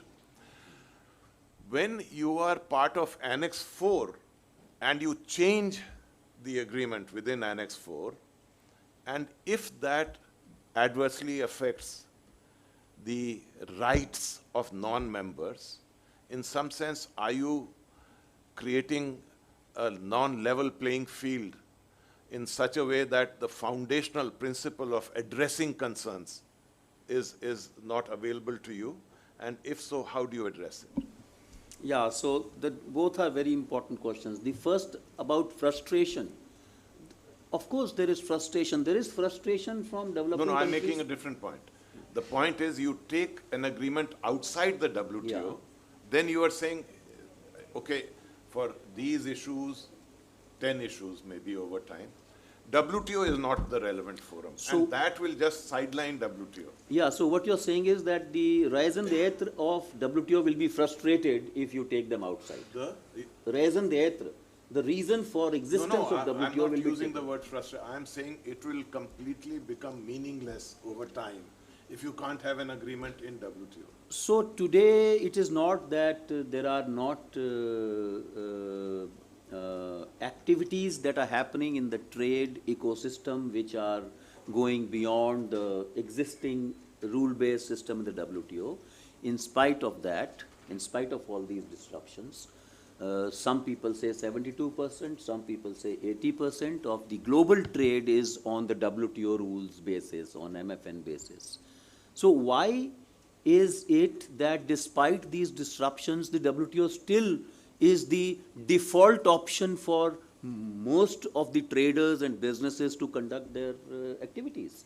So that, I think, is a good reason to propose a JSI kind of activity, but not validated by the ground reality that WTO still and will remain as the default system for conducting rule-based system for security and predictability, a foundational principle that I talked about.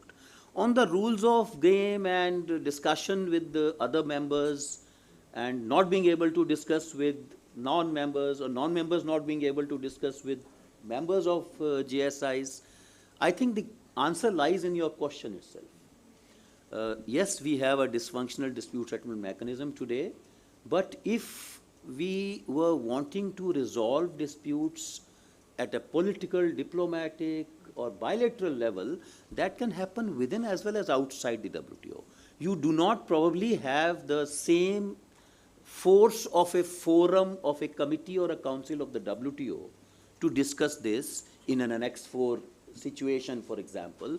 If India has a problem with the rules that are followed by a member of the government procurement agreement, then it cannot discuss it as an equal partner in the committee on GPA. But that doesn't mean it cannot discuss. UK and India are discussing government procurement together bilaterally.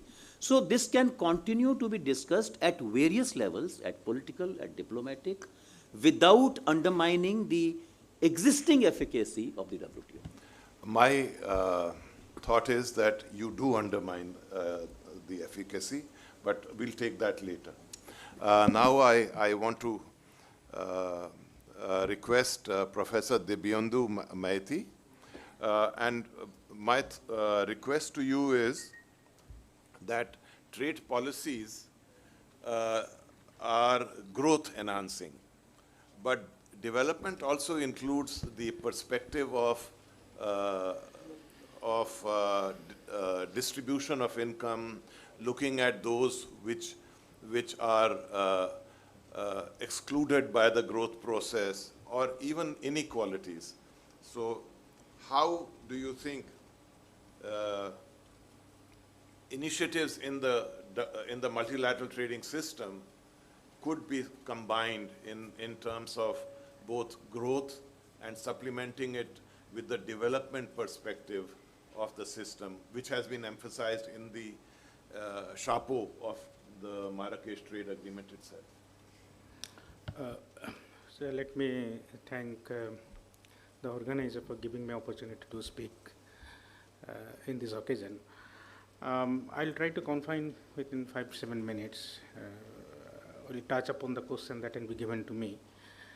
I mean, as an economist and who believes on principles, when I see the rules-based games are being denied, I mean, I get frustrated. I mean, we all talk about first best solution, second best solution, but we don't find beyond that. So that's the reason I don't have solution when you see so many conflicts are around.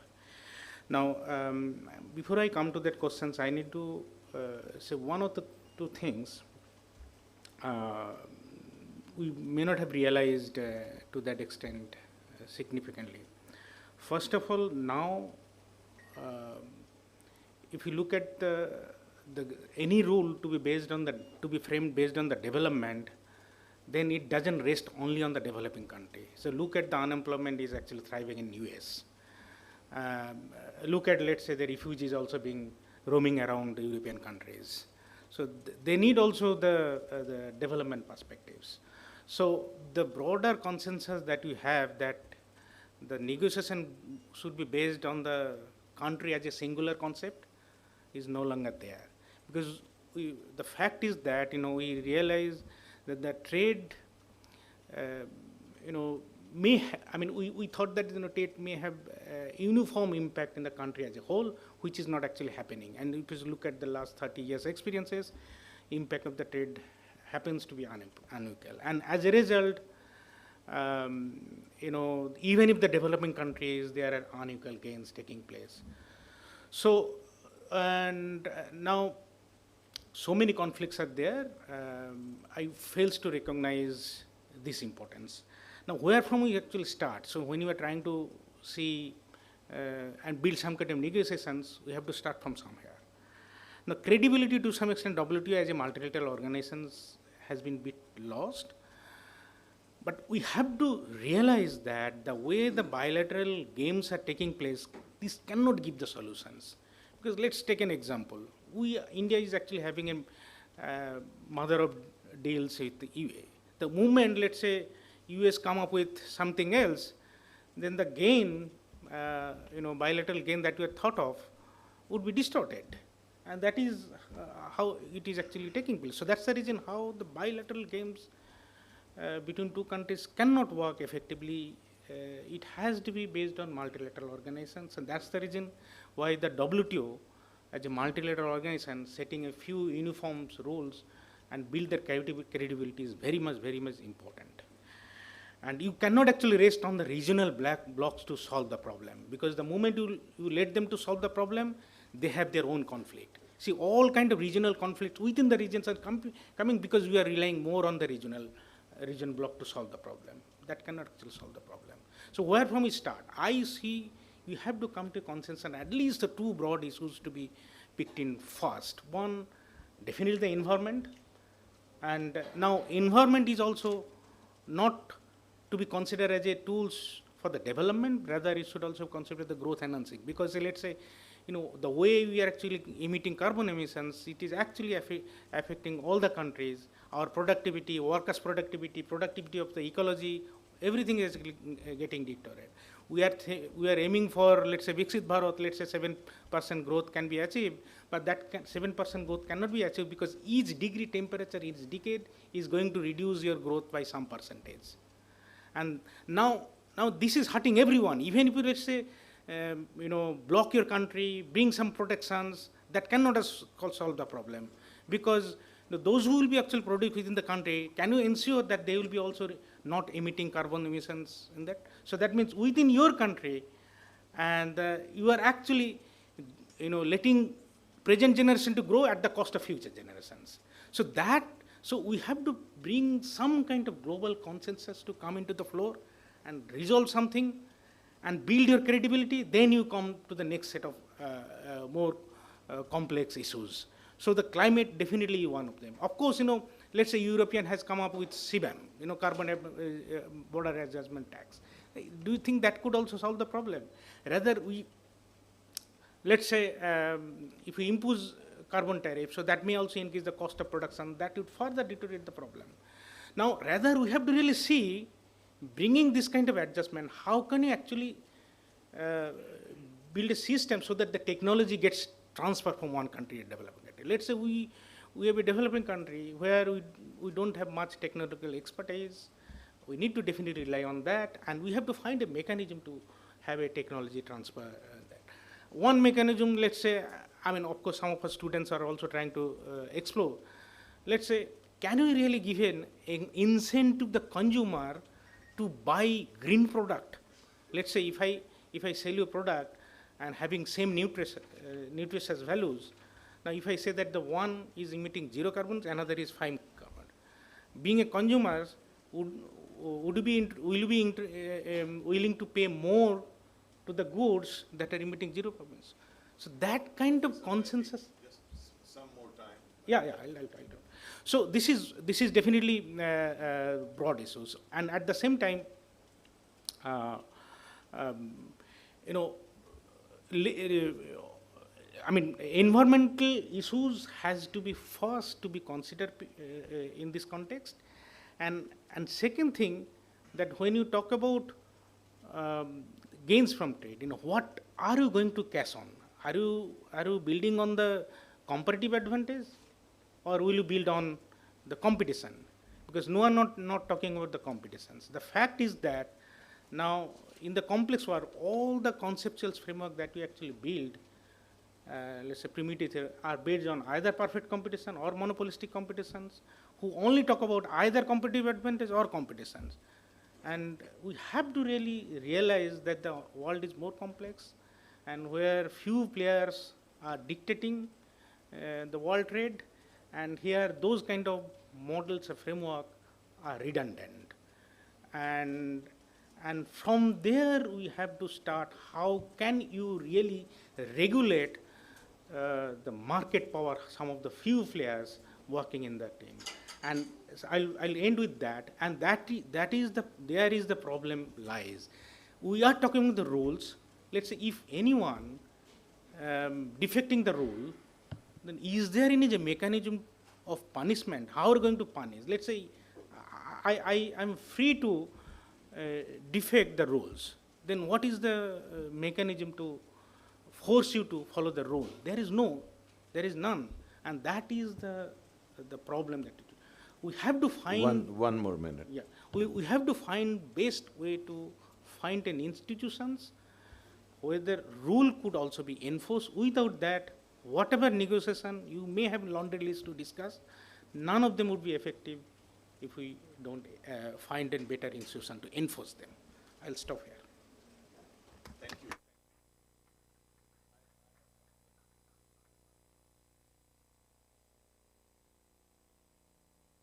you. Thank you very much. I'll pick on the several points which you made. I'll pick 3 just for explanation.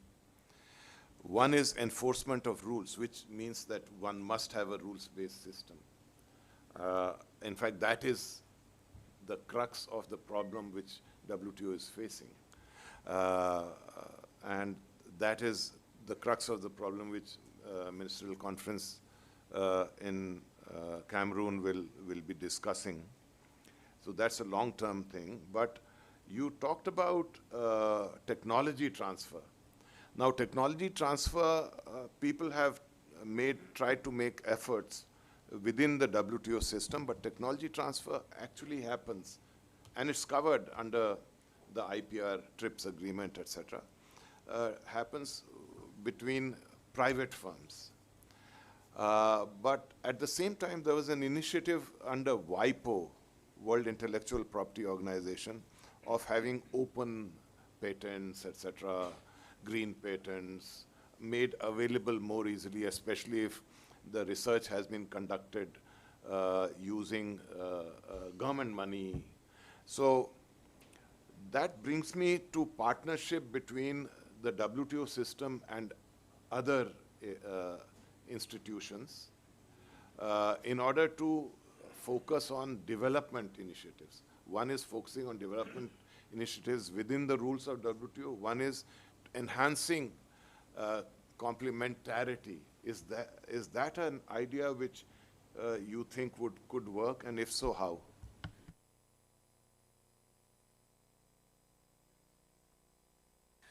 So, quickly, one on the enforcement, I said.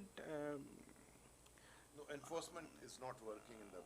Working, but I wanted to say that we start with a global consensus issues. Of course, there should not be any let's say reservation on if you really pick up the environmental issues. Of course, how are you going to enforce?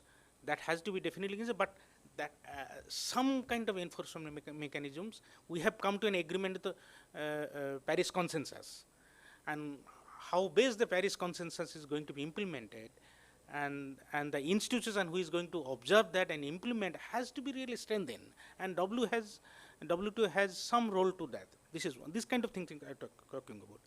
When I was talking about the technology transformation, I only talked about the technology transformation for green product and green technology only. I mean, I did not mean other kind of technology, where if you don't adapt those technology, there is a bigger concern in the environment. Since environment is a, I mean, whatever you produce, there is a negative externality in the environment. So that's the reason there is a I would say public sector activities and free rider problems always there in the system. So if individual country impose a tax, now let's say if that tax is being collected, now if you just create a buffer and try to subsidize the licensees and then facilitate those kind of technology to be adopted in the developing countries, and that kind of mechanism could be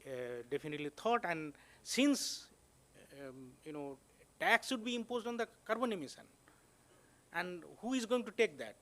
And with that amount, you can actually create a buffer, and then it gives some incentive to the firm who are inventing the technologies. So that kind of mechanism I am actually referring here. Thank you very much. I now come to our last speaker, Ms. Mariam Zabakidze. Not only are trade conditions changing, but the trade initiatives or cooperation initiatives require funding, partnerships, and in that context, our last speaker will enlighten us about new types of fundings, new types of partnerships, and what does the future of trade and development look like. I look forward to your intervention. I hope you can hear me. Great. Thank you very much, and I'm very honored to be part of this panel. I would like to also thank RIS for such a warm welcome. I represent the Institute of Development Studies, and we sort of try to answer that question from conducting research, but also we do quite a lot of teaching and applied work as well. So that's a very large question to unpack, what the future of trade and development looks like. But in essence, it really is underpinned by how it's financed, how it's governed, and how it's operationalized. But where I sit at IDS, I look after our research programs and look out for funding and to create partnerships to deliver on them. So I would very much share some of the observations that I have collected throughout this work on funding for trade and development cooperation. So it has been discussed quite widely during this panel and also in opening remarks that the world has changed, and the sort of the trade rules that have been set in motion years ago, that world does not exist now. So that also is reflective of how the finance is managed, allocated, and distributed for trade cooperation. So traditional public type of funding to conduct research around trade or to create enabling environments, that has also shifted to more strategic and somewhat fragmented as we observe it. And this is very much driven by the shrinking fiscal space that the governments have across so-called developed and developing countries. All of the governments are finding themselves in navigating multiple priorities, and they're also, it's not about how much funds are allocated, but also how they are distributed. And this comes in light of a quite challenging time where, for example, Asia Development Bank confirmed that there's around $2.5 trillion of deficit in trade finance. And with this fragmented sort of trade financing, this comes at sort of not the best time. And so because of all of the shifts, we are observing that the finance is now very much sort of blended finance, where we have public funding allocated to de-risk, to provide guarantees, to pull in more private funding. And there are multiple examples of this sort of setup happening. For example, recently, IFS, together with Commercial Bank of HSBC, have launched $1 billion fund to actually de-risk trade-related assets. And I also know that OECD publishes reports on how public finance unlocks private capital. And one of the latest figures was that public funding helped unlock $70 billion for trade-related activities. However, this is a drop in the water, and it's not sufficient. So that's one of the challenges that we observe in shifts, how trade cooperation is financed. Another one is with the blended finance tool sort of evolving. It is an important question of looking at what sort of projects and what sort of initiatives this type of funding tools are supporting, whether they are covering areas that are inclusive and also making sure that they are involving all different actors involved in this. And I know that we will have a second panel that will discuss more in detail about the inclusivity of trade. But the challenge of the inclusivity of trade is also linked with how the finance is evolving in this area. And this also leads me to the next point, when how the funding is allocated is also then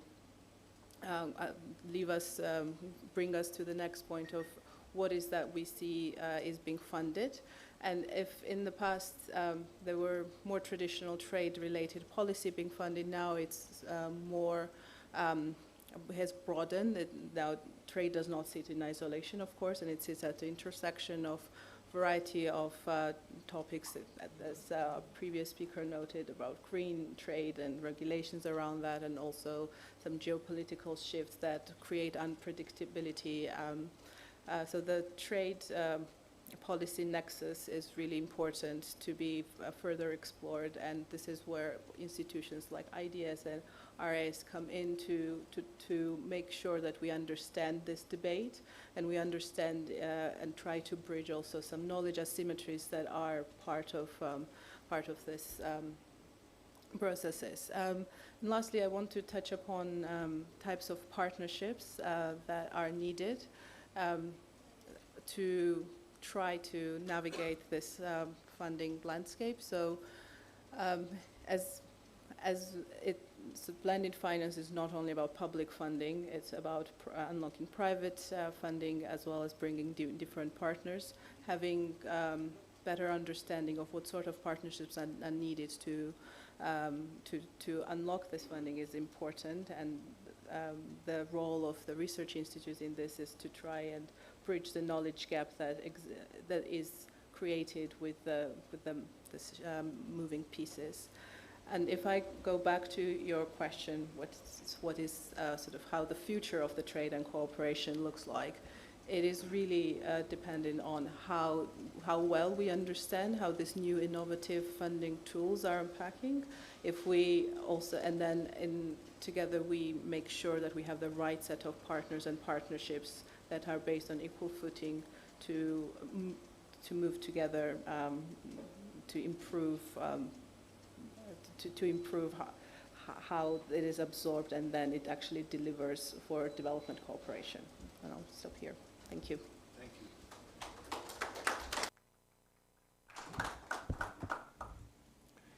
you. I have 3 quick questions for you. One is,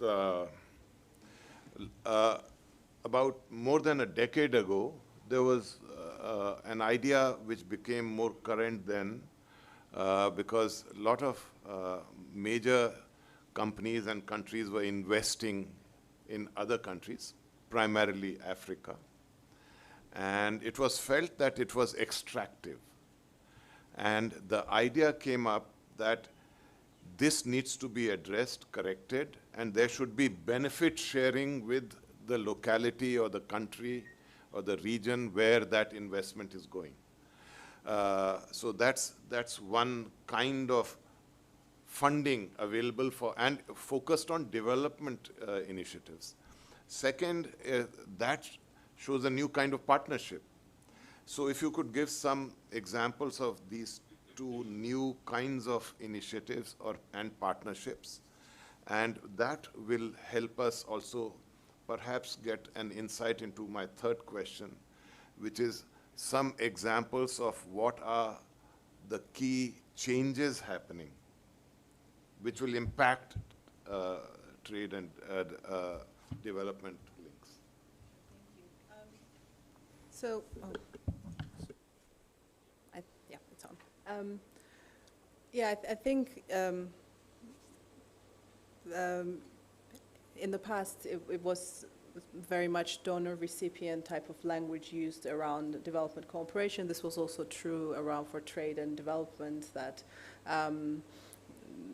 has, I think, evolved since then. And now even so-called traditional funders, they have changed the language from donor to recipient to co-developing and co-sharing and co-designing programs, trying to actually design any intervention, development cooperation program based on the needs of the partners and people on the ground. And this has been also true for trade-related policies as well. However, I think it's still not at the level that it should be, because as previous speakers have also discussed, there are, in the world where you don't have rule-based engagement, it's very difficult, and it's very fast can become quite territorial, and different actors have different vested interests, so it becomes again extractive. So whilst there are some examples where even bilateral trade agreements deliver positive impacts to the local industries. For example, there are, I know that the UK and India are cooperating on digital trade a lot around e-commerce, and there are positive outcomes of that. But whether this is enough or not, that's another question, and it requires further research to better unpack and learn from that. So then this can serve as an example for in other settings. Yes. Yeah. Thank you very much. Basically, by mentioning digital trade, you have brought up the area of new developments in trade itself, which can lead to a new focus. In 2005, there was an initiative established in the WTO called Aid for Trade, where the principle was that partner country is one which provides the investment or expertise, will provide that based on the perception of the recipient country on what they need within a framework. But now I think we have spent enough time with the broad range of topics we covered. I would like to take the discussion to the floor now. If there are some questions, we could take them.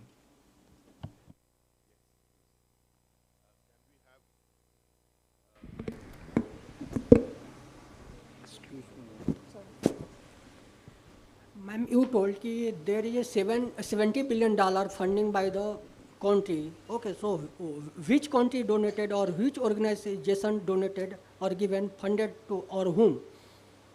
Can you elaborate $70 billion? So $70 billion that I mentioned, it's an aggregate number. So OECD tries to have statistics on how much public funding is unlocking private funding. So for example, when countries provide development aid, whether as a grant or concessional loans, they try to do first feasibility studies, try to understand where the investment should go. Then that money could unlock more commercial funding, private equity or private commercial loans. And so the 70 billion is a cumulative number that initial government funding unlocked across the world. I don't know exactly geographical separation of that 70 billion, but as I said, it is not sufficient if we talk about unlocking private capital that's needed to gap the funding bridge that exists regarding trade in finances. Thank you. No, here he's asked me already. So if you could just introduce yourself also, so that, yeah. Yes, thank you very much. My name is Petros Surmelis. I'm the head of the trade section at the EU delegation here in New Delhi. So thank you very much for this very interesting discussion that we heard. I mean, allow me perhaps just one or two comments from the EU perspective on the topics that you have raised. I mean, the discussion was extremely interesting. Perhaps a point that from our perspective I have not heard emerging strongly enough from the discussion is the sort of existential threat that the WTO is facing. I mean, we really think that given the change of the global environment, that the WTO is ill-equipped to address the different challenges that it is facing, and that justifies, of course, essentially the reform call, which we would like to strongly convey at the MC14. And linking it to development, because this is the topic, of course, of the panel, I mean, we see the fragmentation of the rules-based system, the erosion of the rules-based system, which primarily impacts negatively on developing countries. So I think this aspect has also to be kept in mind. So against this background, we think that status quo is really not an option and that we need to move forward towards the reform. And I very much agree with you that this is not something that will be solved, of course, at MC14, but that MC14 could be the beginning of a process which will go throughout several years. We have put several contributions on with our ideas for reform, essentially around three pillars: a pillar on predictability, where the dispute settlement system, of course, very much comes into the equation, a pillar on fairness, and a pillar on flexibility. And that brings me to the discussion we had this morning on the plurilaterals. I mean, in MC14, just to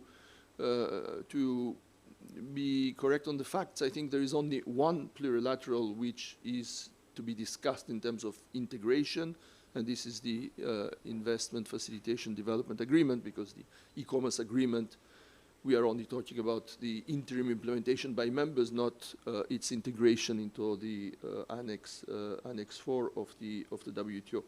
But there again, I mean, this plurilateral, I think, should be seen as a contribution that the proponents want to bring to the development dimension of the WTO. I mean, after all, this is how to improve the investment framework in developing countries and the investment climate in order to attract more FDI for their economies. So it's very much something which is at the core of the development dimension of the organization.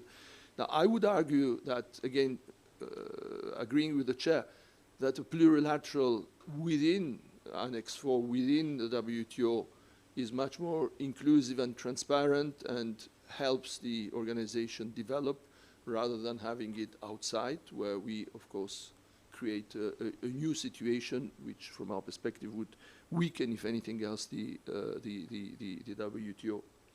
So these are just a few comments that I want to make. Thank you very much. Thank you. Thank you. There was another person who, you? Yeah, idhar. Here. Yeah. I have few questions pertaining to finance. First, I will come to see carbon border adjustment tax. The money which you are going to collect, I think it will, my understanding is that it will go back to the EU's consolidated fund, and you are not going to recycle it back to developing countries. Who would be paying for it? The other issue is regarding climate finance. If you look at climate finance, there are so many windows and funds that for any country, it is very difficult to tap them because the conditions and compliance is so difficult. Even India has not been able to tap much of these climate funds because they are very demanding, and for low-income countries for which they are meant, for them it is impossible, except for 1 or 2 countries. Please ask your question. No, I would like to. And third is trade finance. Most of the trade finance is given by Exim banks, which is tight. It is not free. And third is, in most of the trade agreements, there are agreements pertaining to saying that MOU has been signed, so and so country will invest $100 billion or $10 billion. I will give you one example. Like Norway sits over a more than $1 trillion wealth fund. But if you look at Norway's, where they have invested, in India they have invested in very few firms. Because the compliance, and the one firm I was amazed where they had put in money was MTR, which makes South Indian processed foods. So I think finance is the most difficult. And even if you have funds at your disposal, they just don't flow to the countries which they need. So, basically, the efficiency of the system needs to be increased. Yeah. Is blended finance, which has become the latest fashion. From my experience, the blended finance is one area where blended finance thrives is defense, where I think private banks and government institutions, they come together. And otherwise, it is extremely rare to come across huge projects being funded through blended finance channel. Yeah, thank you. He has some comment. I was also trying to say that the funds should also be disbursed based on some rule. The country who are exposed to much more climate risks should actually get more secure, at least a part of that. Some kind of rule has to be also framed. On how countries disperse what they collect is up to them. So I think to say that we should, you have charged from us and we should get back, I think this idea is not going to fly. Question for you. Very much for giving me the opportunity. Myself, Dr. Sadhana Shrivastava. I am from Indian Council of Medical Research as a senior scientist. And it is not my question, it is the further submission of the question which is you have raised during the discussion on technology transfer, because I am the part of the public health organization, and that it is very difficult to make a balance on the trade and the public health concern. As you have talked about the TRIPS agreement and the intellectual property right, and it is the main core area for the technology transfer, and trade is also on the other hand of the trade. So that kind of the balance is required, and I just wanted to add that trilateral agreement or the trilateral studies was taken place between the WHO, WTO as well as WIPO, that how you would had a consensus amongst all the 3 important international bodies, because the expectation varies from time to time. When we are talking about the public health concerns, that in the age of the corona we have seen that trade is not under the forefront, and public health concerns should come in the forefront, and how the consensus come across as far as the access is concerned. So that is a kind of the study have been taken place, and it has also taken the initiative of climate change, access of benefit sharing, material transfer agreement, as well as that the compulsory licensing. That is an important thing that I just wanted to add this. Thank you so much. Do you have a comment? Yeah. Yeah, no, I just wanted to thank the representative of the EU Commission for clarifying that the e-commerce JSI is not seeking inscription into Annex 4 as a plurilateral. So I was talking in sequence first about foundational principles, then about plurilaterals, where I focused only on the IFT, and then talked on JSIs where I included e-commerce. So we have, I don't know whether Pragyan is here or not, we are actually coming up with a paper on JSIs, and we've included e-commerce as a JSI. So we were wondering if we are wrong, because we still have 2 days to correct ourselves. Thank you. No, I think if I may share my understanding of what you said, and correct me if I'm wrong, is that at the ministerial, there are more than one kind of proposals on the e-commerce JSI, and so there's no common understanding that they are asking it to be included in Annex 4, although I remember there were submissions by the e-commerce agreement members for requests for inclusion. So where the situation is, it'll be nice if you can just clarify that for us.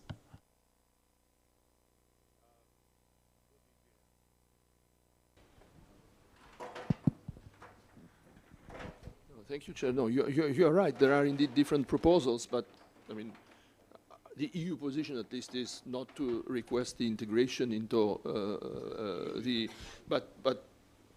and I think that the sort of critical mass of proponents is around this position, essentially. Okay, thank you. There is a question online. Yes. Show the question on the screen.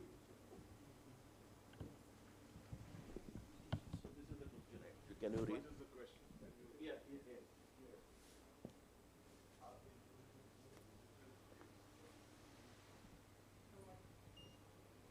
How WTO is going to include digital trade because it is a huge chunk in global export of services.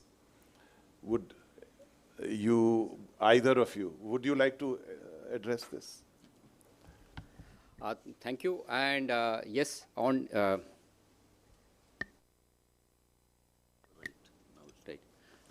thank you so much for this question. Digital trade actually is an issue which is being taken as very important emerging issue, and there is push from some of the members that this should be brought to the discussion. And in fact, there was some proposal, initial discussion, that a committee on digital trade, if can be discussed. But most of the member now still having been discussing WPEC, as Chair mentioned, work program on e-commerce for some time, and there are a number of issues which are stuck in that work program. Therefore, at this point in time, again the debate remains as to how do we start discussion on the various aspects which are relating to digital trade when we are still stuck up on the WPEC on the fundamental issues like scope as to what they cover, what could be the rules, what could be the scope, valuations, roles of origins, and fundamental issues which are there in the WPEC. Hopefully, some kind of progress is made therein, and therefore, thereafter, we, WTO could think of comprehensive discussion further on the digital trade aspect in general. Thank you. Thank you very much. Just one thought, and I'm focusing on the word include digital trade, just to say that digital trade already is part of the framework under services, for instance. So you, in cross-border trade, a lot of that happens through digital means. But there are different aspects which have been raised in relation to digital trade in terms of the framework which is encompassed in this e-commerce JSI which was talked about, and there are discussions going on in the services context. So all those relate, they address other issues also. And there are areas of lack of clarity in terms of, because as technology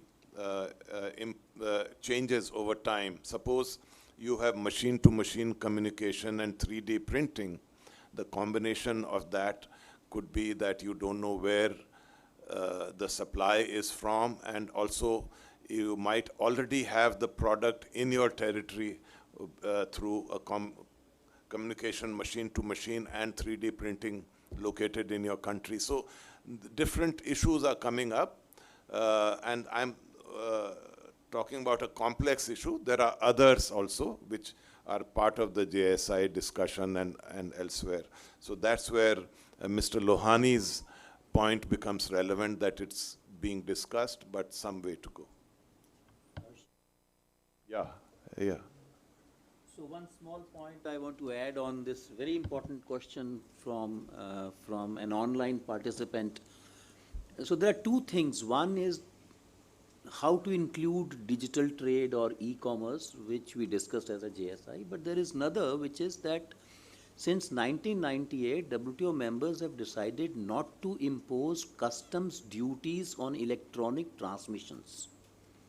And this is a moratorium which has been renewed every 2 years or so and is expiring on the 31st of this month, unless the ministerial conference by 29th March, when it finishes its work, makes some changes to the current position.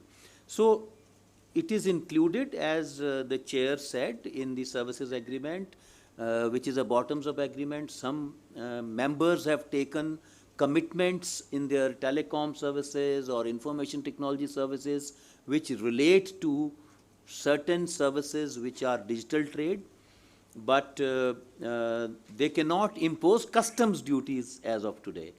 And what will happen to that is something that we'll know at the end of this month. Thank you. Thank you. We are coming to the end. In fact, we have come to the end, but I still have one important issue to clarify or talk about. So with the permission of the organizers, if I can just take a little bit more. Yeah? Okay. Thank you. Basically, a very important point was made by Mr. Lohani in the context of consensus, because and there are many submissions, particularly by developing members, that one needs to address the issue of lack of trust. Where is it that communication is breaking down? Why not try and look at addressing the concerns which are creating a problem in moving ahead with the discussion towards a solution or a landing zone? And it's in that context that I was talking to some people from certain member countries of the WTO, and they made the point, because there's a provision, if consensus cannot be reached, then you go to voting. And they said that the key thought is, we haven't yet reached consensus because we have not really exhausted addressing the areas where there is lack of agreement. So that's a valid point. The other point which comes up is, if there are countries which engage and they find consensus, that's a good way of maintaining the system. But should we have some kind of a timeline to how long this should be discussed? And how do we assess the commitment of those who are involved, who are actually saying no? how do we assess the commitment or who are actually seeking something? The dissatisfaction may be from both sides. When does it become apparent that the effort towards consensus now is nearing exhaustion? Any thought on that? Thank you, Chair. First, the issue is as to whether there is a stage or whether there are timelines when we say that now, discussions have happened. The framework in which we are working and the implication, importance of the negotiation in trade areas to individual country and sovereigns are so significant that naturally the in view of stake involved, discussion may take time. But then discussion themselves evolve and the issues are thrashed out which take time. But that does not mean that we could have timelines and we could bound it that within this has to be done. Perhaps this would be the most difficult way of even moving ahead in the first step. Now, fisheries agreement that happened or TFA agreement, they may have taken years, but eventually they happened. Similarly, we were discussing fisheries to OCOF pillar. Of course, the WTO membership was almost there to finalize, but then very significant issues were raised and the debate got revived. That does not mean that someone was taking the discussion to such a place that discussion could not have proceeded further. But these were very important issues as to what we were trying to do. So, therefore, so far as timeline concerned, on these significant negotiation and in view of stake involved, that is perhaps so very difficult or almost kind of impossible to have that kind of timeline. And also to say that some particular stage has come that the discussion have exhausted also would be very difficult to put in there, because we have seen that discussion going in one direction and then the issues are coming up, and then when discussion evolve, we realize that there are much more significant issues there. So eventually what would lie is that the negotiation ultimately would end up being in terms of give and take, some kind of compromise from the others, from various sides involved, and then after the position that comes with after give and take, members were willing to live with what is there on the table as most acceptable text on the issue, not that any text can make everyone happy. So this is the way I think negotiations have been happening, and this is the way it would continue to happen in my view. Thank you. I think a very important point was made, that substantive engagement is required. So we have to see how to enable that and what kind of conditions can enable it. One final point from me, just to clarify on the Annex 4 part. I think if you take some agreements outside the WTO, you are basically making a statement that WTO is not relevant for that issue. But within Annex 4, as I see it, till the plurilateral trade agreement is defined as Annex 4, and if it is put in Annex 4, certain principles of inclusion are by definition jettisoned. You don't provide MFN. If you change the agreement within that Annex 4, which you can, because nobody can stop you from doing it, you are basically denying the possibility for non-members to even assess and discuss, like the point here that you discuss your concerns. Maybe there is an impact on my WTO rights. And that is the bedrock of the system. When your rights are being adversely affected, you can challenge it. And if an agreement is in Annex 4, you can't challenge it. So the inclusive system we started with will increasingly become a non-inclusive system. When WTO came into being, they came up with a single undertaking, umbrella-wide, with Annex 1, 2, and 3, which was a multilateral trading system. However, from the GATT era, there were some agreements which were plurilaterals. Government procurement actually not providing MFN also. So they created an Annex 4 for plurilateral agreements to accommodate them in the system.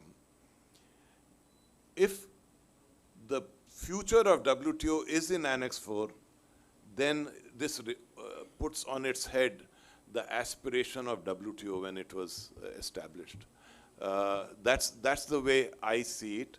Either the definition of plurilateral agreement should change, or when the agreement is in Annex 4, the criteria of exclusive consensus providing a basis for inclusion in Annex 4 should also be allowed to assess non-members to see, are my rights being adversely affected?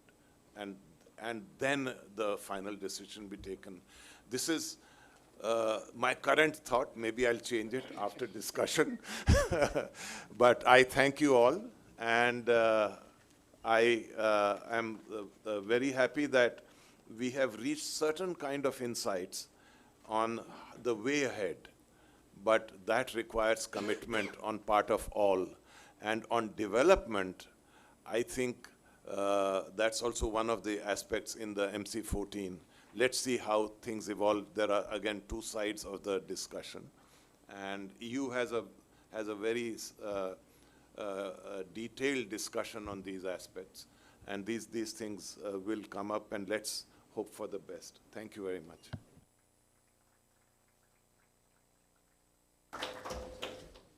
Thank you very much. A very rich discussion. You know, I was off for something else, but when I returned back, the chair is something like an encyclopedia, right, on WTO matters. It is an excellent moderation, so enriching to me. I mean, I'm not a trade person in that classical sense. So thank you once again, sir, for excellent chairing of the session. All the speakers, Professor Maiti, Lohani-ji, Atul-ji, and Mariam, thank you very much. So from our some token of appreciation, Bindu-ji, please leke aaiye. So we request chair to the panelists. Thank you. To Lohani-ji first.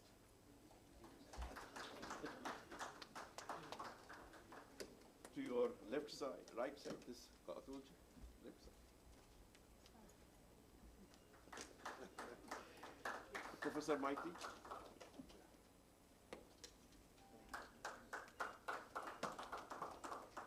And Mariam.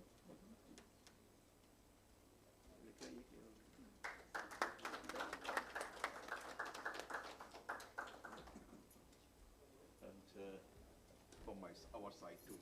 Thank you very much. So we break for lunch. Lunch is ready. And we come back by 2 o'clock again for the last session. Thank you. Apni to beri jabe na?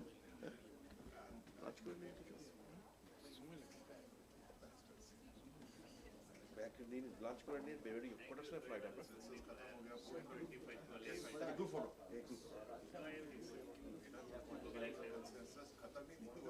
But the process hasn't finished. Mariam, can you come back, please?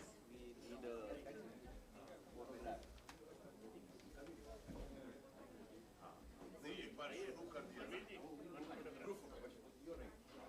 But I was not part of the group. But you are part of what happens today. Free ride.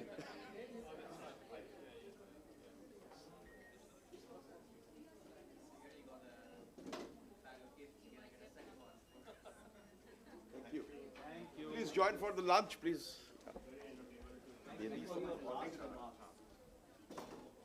Thank you, sir. Please do. Yes.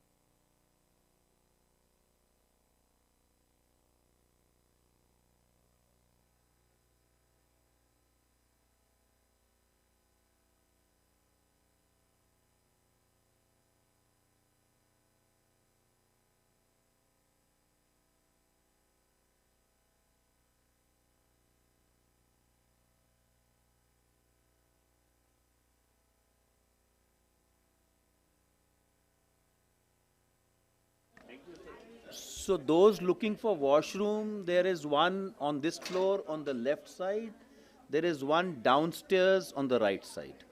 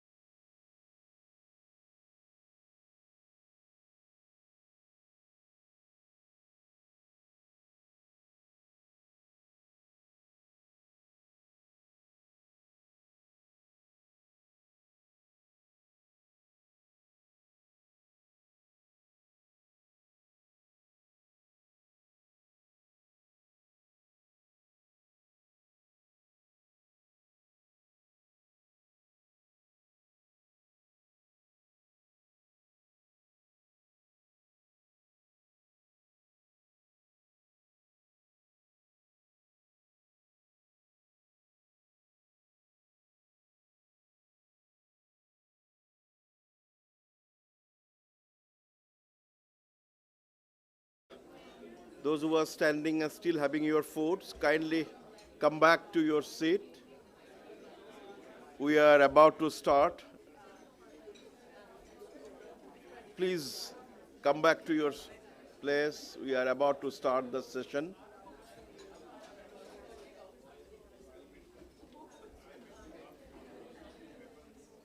Yeah, I just get 5 more minutes. I think still these fellows are standing there. Yeah.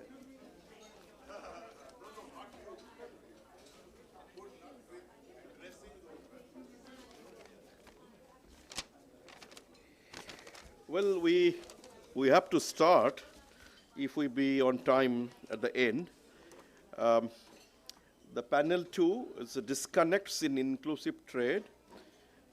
It's going to be chaired by Dr. Mattia Di Ubaldo, the Deputy Director, UK Trade Policy Observatory.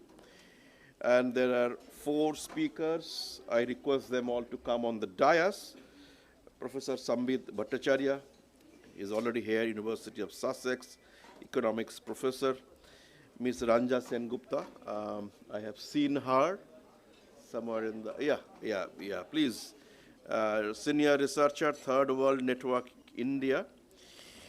Dr. Sabyasachi Shaha, Associate Professor, RIS. And Mr. Kaustubh Chakraborty, South-South and Triangular Cooperation Expert, World Food Program. I haven't done this agenda at all, and don't blame me. This is a Bengali panel or like that, you know. Otherwise, you know, we have going by the colonial legacy, we have a chair from London. So we hand over to the session to the chair, Dr. Mattia, and we have 90 minutes. We are discussing in the, during lunchtime that he was telling us very happy in the conversation that we had in the first session before lunch.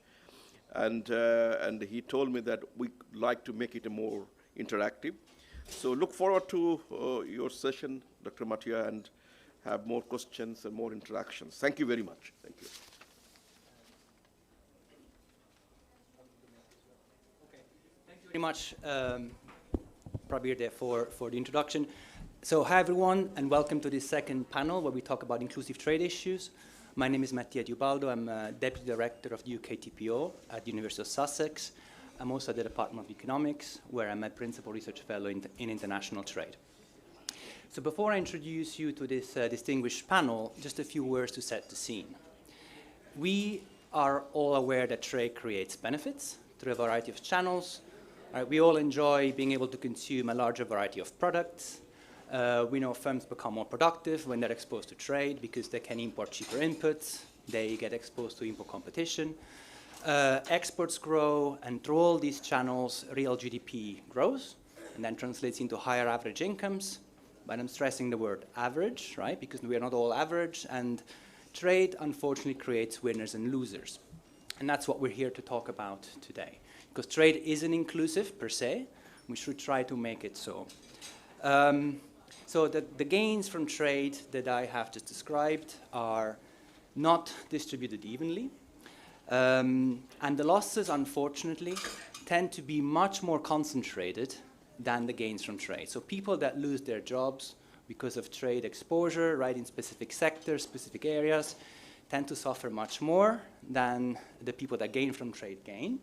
And that's why the losers from trade tend to be also a lot more vocal about the losses. And we hear much more about that than the benefits from trade, which are a lot more distributed and diffuse, and we often don't even realize them. To make this even worse, the losses from trade tend to be often concentrated on the marginalized and the sort of more disadvantaged group in society. Think about women, think about informal workers, self-employed people from minority backgrounds, micro-enterprises, or the poor. So these categories tend to suffer more from trade shocks because they don't have the resources to face a shock. They're less mobile geographically or intersectorally. They don't have the human capital to just re-employ themselves in a different industry. So they tend to suffer more. But even if there are benefits to be had, these categories often can't access them, as well as the less disadvantaged. Again, for the same reasons, because they don't have resources, they don't have networks, contacts, and mobility. So this creates a disconnect, essentially. And that's what the topic of today's panel is about, between what trade policy does and what trade does, and the rhetoric that trade should generate benefits for all. Right? We know this is not happening. Trade does not generate benefits for all. So we should try and reconcile this rhetoric of inclusion with what trade policy does and perhaps what it should do. So if we can get to that at the end of this panel, that would be great. If we can outline some options for trade policy to improve this situation, that's what we're doing. Well, that means the panel is doing something good today. So to help me tackle these challenges, I have a very good panel of speakers today. I've asked each of the panelists to give some introductory remarks in specific issues of inclusive trade. They're not necessarily exhaustive, right? These are just sort of illustrative examples of things that can go wrong if trade policy is not inclusive. So we have, I guess, as our first speaker, Professor Sambit Bhattacharya. Sambit has already been introduced, but he's Professor of Economics at Sussex and Head of Department at the University of Sussex. He's my boss, if you want. And Sambit's going to talk about inclusion issues in trade and trade policy. Then we're going to hear from Sabyasachi Saha. I hope I'm pronouncing the name right. He's an associate professor at RIS, and he's talking about, I guess, the decoupling of trade and development. Then we're going to hear from Ms. Ranja Sengupta about, I've asked Ranja to talk about trade and gender issues, but she's going to talk about critical aspects of WTO agreements more in general as well. And then we're going to hear from Kostov Chakrabarty about sustainable food production and supply chains from his experience at the World Food Programme. He's a sort of South-South triangular cooperation expert at the World Food Programme. I hope I introduced our panelists in a decent enough way. I might have forgotten some affiliations. If I did, so apologies. But I would now give the floor to Sambit for his first introduction. Thank you, Mattia. Thank you for the kind introduction. And thank you, fellow panelists. Thank you and welcome back to colleagues in the audience.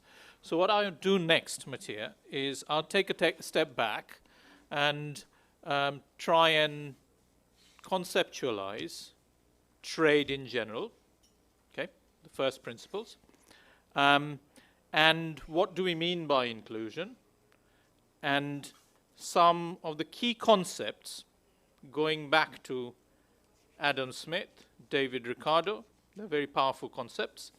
Some of the pitfalls and misinterpretations and misunderstandings which we often end up with, rather wrongly, I would argue, and what it means implementing those concepts in policy terms. Okay? Now, let me start with sort of definition of inclusion, right? In terms of trade policy, the way I see it, some of the key concepts, comparative advantage is an extremely key concept in trade, and that defines gains from trade. Okay? Another key concept is division of labor and the scale economies that it generates, right? And that again defines gains from trade. These are extremely powerful concepts, and they underpin the power that trade has, the transformative power that trade has in terms of lifting people out of poverty, right? The development benefits of trade. Now, so that's in theory. Now let's come back to application, what actually happens in practice, which is trade policy. Now when it comes to policy, it differs from the idea that's set by the theoretical models rather deliberately, because models are abstractions of reality, focusing on some of the key concepts. And that purpose is very well served by these models, these powerful concepts that I just mentioned. Now, when it comes to policy, you're making choices. In models, you're making choices when you're assuming a way uncertainty, and what economists would call externalities. In other words, the consequences of your actions on others. Okay? So in practice, when you're making choices, there's uncertainty and there's asymmetry of actions. In other words, invariably, you'll have distributional consequences of your actions. And those distributional consequences are not homogeneous. They're heterogeneous. Okay? Theory predicts that when you're making choices, you can do it optimally. In practice, we know that we can't because of uncertainty. There are lots of things that we don't know.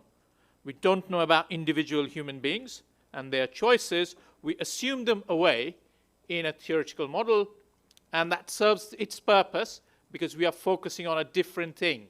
Okay? So in reality, after we make choices, we end up with suboptimal outcomes, and that generates massive amount of externality, and that has socioeconomic and environmental, increasingly environmental distributional consequences. Okay? Now let's try and think of the cost it imposes on different players. Okay? Now in terms of externality and uncertainty, there are two aspects to it. One I would call intra, and the other one is inter. Okay? Intra is distributional choices within a country. So as a country, when you have decided within your political structure and system of governance that you are going to take certain policy actions, it has consequences for, workers, capitalists, or, people with housing, no housing, landless laborers, people with, landed agents, and so on, right? So that's one aspect. The other aspect is cost in terms of inter, so across countries. Okay? Now, post-war period, those differences were resolved using multilateral framework. Now, multilateral space creates a space for dialogue. It's transactional by design. You give up something, you gain something in return. Okay? Now, if you move away from that system, that's pre-Second World War, you could think of a colonial system of dependence. That's more like a might is right type of system. Now, that's unjust by design, and as a consequence, we also know in this country, right, there's legacy of that system post-independence for almost 4 decades. In a sense, some of the earlier panelists discussed sort of the historical roots of India's engagement with international trade, how important it was in terms of the Silk Route and, becoming a hub between trade and commerce across Central Asia and the Far East and so on, right? Now that got hampered because this country got badly burned by a system of trade, colonial system of trade, for 200 years, which didn't work out very well. Right? It served as a supplier of raw materials and supplier of cheap labor, whereas the surplus value were transferred to somewhere else, and the investments were made largely somewhere else. Okay? So if you have that sort of system, that generates both inter-country tensions as well as intra-country tensions as well, because it creates winners and losers. Okay? Now, why do we need multilateral systems and rules-based cooperation? Well, the fundamental reason is that it reduces uncertainty. Okay? It reduces uncertainty through dialogue. Now, what are the tools? It could be participatory in nature, something that we would discuss, I presume, Mattia. It also addresses issues of scale, and scale is extremely important in international trade, right? if something is small scale, I think, in one of the previous panels, I think there was a question from the audience about trade finance. I think that question was directed to Miriam, if I remember correctly, right? So the argument was made that the pot of money is too little. That's essentially about scale. So if you have something which can't be scaled up, the benefits are too little, and the distributional effects would be too little. And then finally, allocation of capital is extremely important. I was comparing and contrasting a multilateral system, post-war system, GATT, WTO, to a pre-war system, might is right system, right? So allocation of capital makes a huge difference. So in the pre-war system, capital was much more concentrated. In a post-war system, especially in the last 3 decades, things have changed. Perhaps by design, or perhaps by mistake. There was the unilateral moment, and perhaps, the drivers of unilateral moment became overconfident and underestimated the powers that trade unleashes in society. Okay? So as a result, capital is a lot more diffuse than what it was before, and hence the tensions that you see. I will stop there, Mattia, and back to you, and looking forward to our discussion. Thank you very much, Sambit. That was sort of short and to the point. I think we're going to try and follow this model for the rest of the panel, right? Leave a lot of time for questions from the audience. If I may just follow-up question before we move to the panelist, Sambit. It was a very sort of useful reminder of where gains from trade come from, and also about the fact that choices are bad, because choices impose costs. Now, within a society, it's going to be on someone rather than on someone else. So, a trade policy maker's job is quite hard, right? Because you're going to have to face these trade-offs, and not always we can't expect sort of inclusive objectives to always prevail in these choices. Is there something we can expect trade policy makers to always keep in mind, or at least to try? Is there something we can expect there to be in policy makers' mind when they make these choices? That's a very good question, Mattia. Very quick response. So I think this is where a participatory framework becomes extremely important, and often economists, by training, ignore the power of participatory design.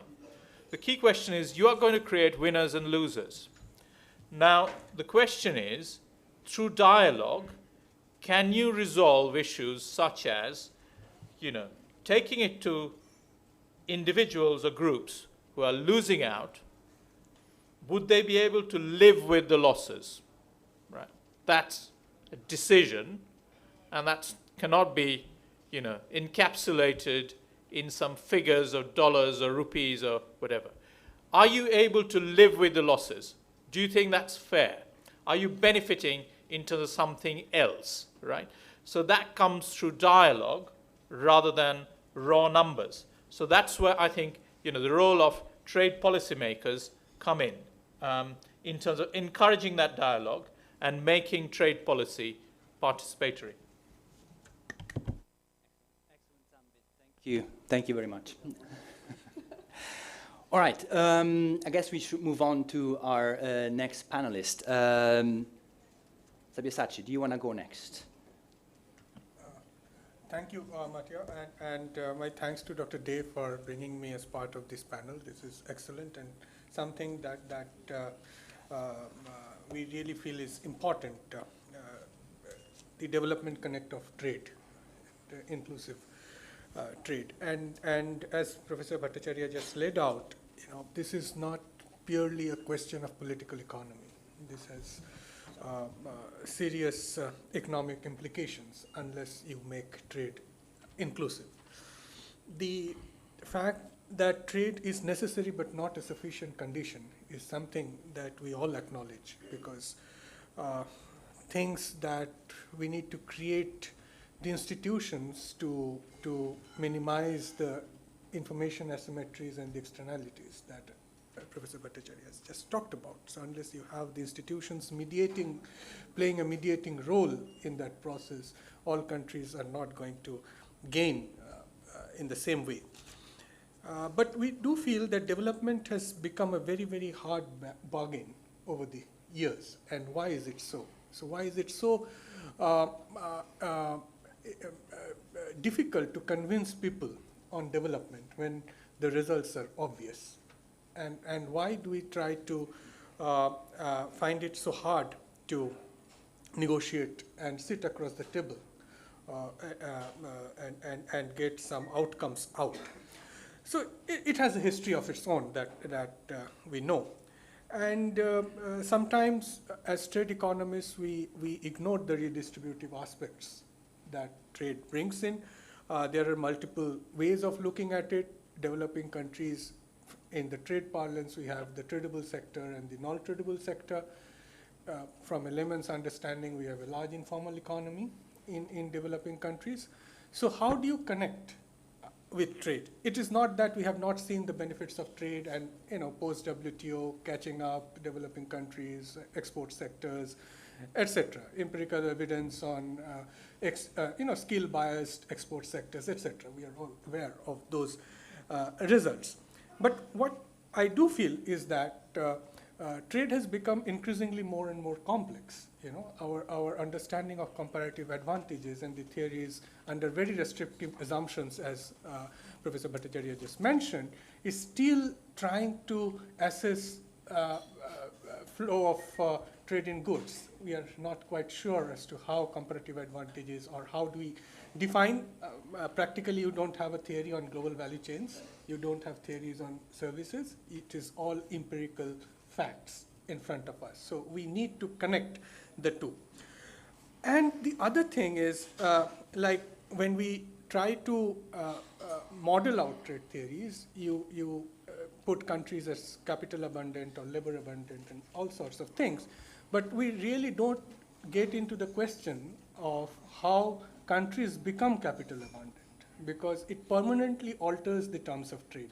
And that has continued over decades, despite the progress in the multilateral trade architecture. And that is somewhere the source of inequalities.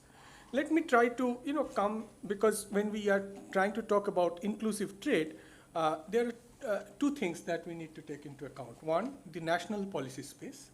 The other is the global governance architecture and the multilateralism, what it can deliver or what it has delivered over the years, because there is a connect between the two. Let me draw some insights from what we have seen in the last 10, 12 years as we adopted the Sustainable Development Goals, the Agenda 2030. We know that the goals are very difficult to be achieved by 2030. There are multiple reasons for it, the shocks, etc. But nevertheless, if we just look at the template of it, if you look at Goal 17 is about means of implementation and global partnership. It has 5 things: trade, finance, technology, capacity building, and data and monitoring.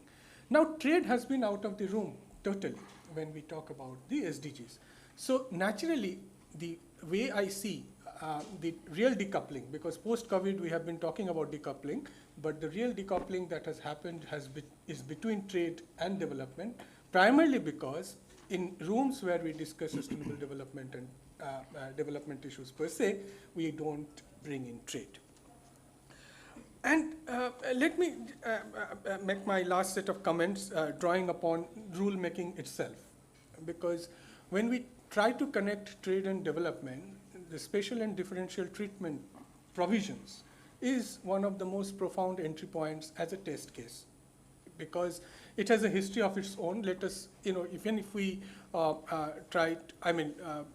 of go past the present scenario, which is very, very difficult in terms of geopolitics, but if we look at the history of it, why is it that the countries could not succeed on acceptable framework of special and differential treatment? Because that is what was meant to connect trade and development.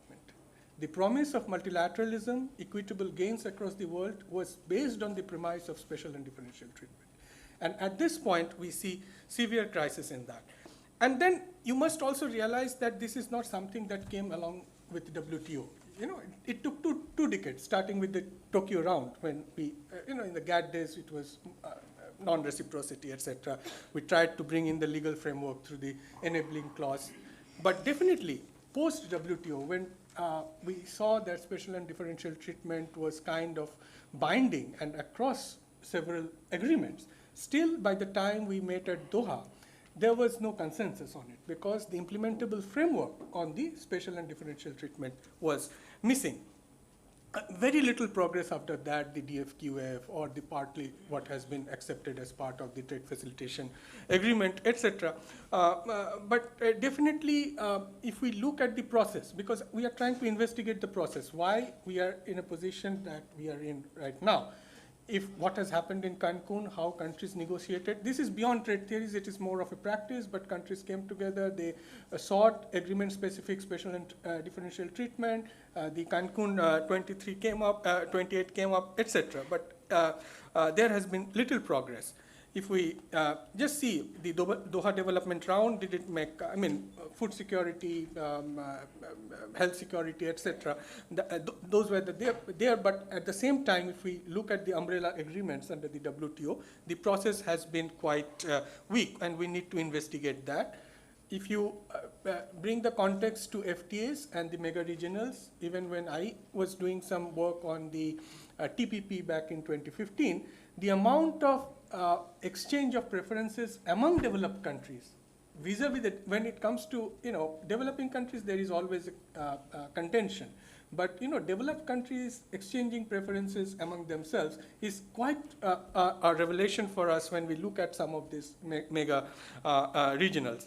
And my last point is something that related to what Professor Bhattacharya mentioned about trade finance, and also looking at aid for trade. Aid for trade cannot produce a Vietnam. One must agree. It is not, you just look at their trade shares, how they have gone up.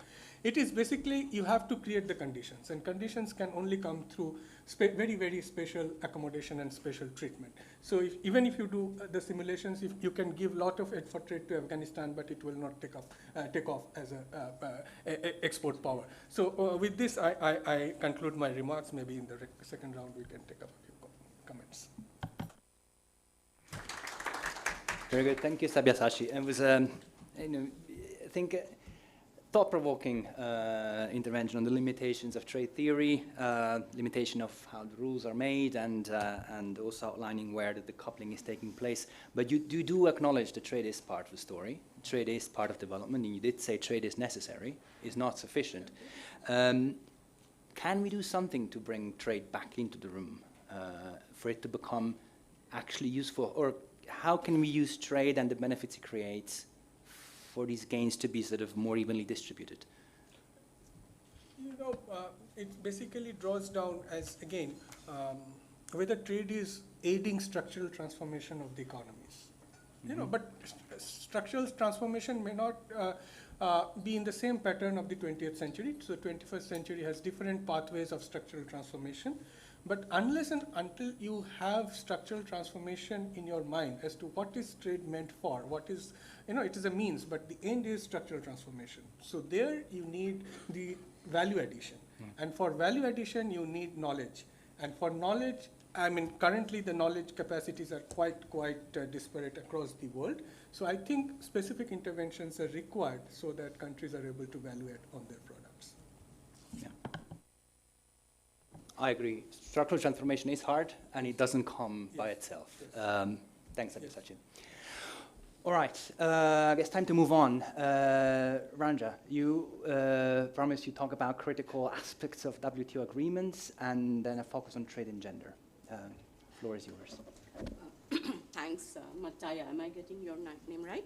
Yeah, Better and thanks also to RIS and the other organizers, because even though we are like flooded with events before MC14 now, this is still promises to be a very interesting discussion today.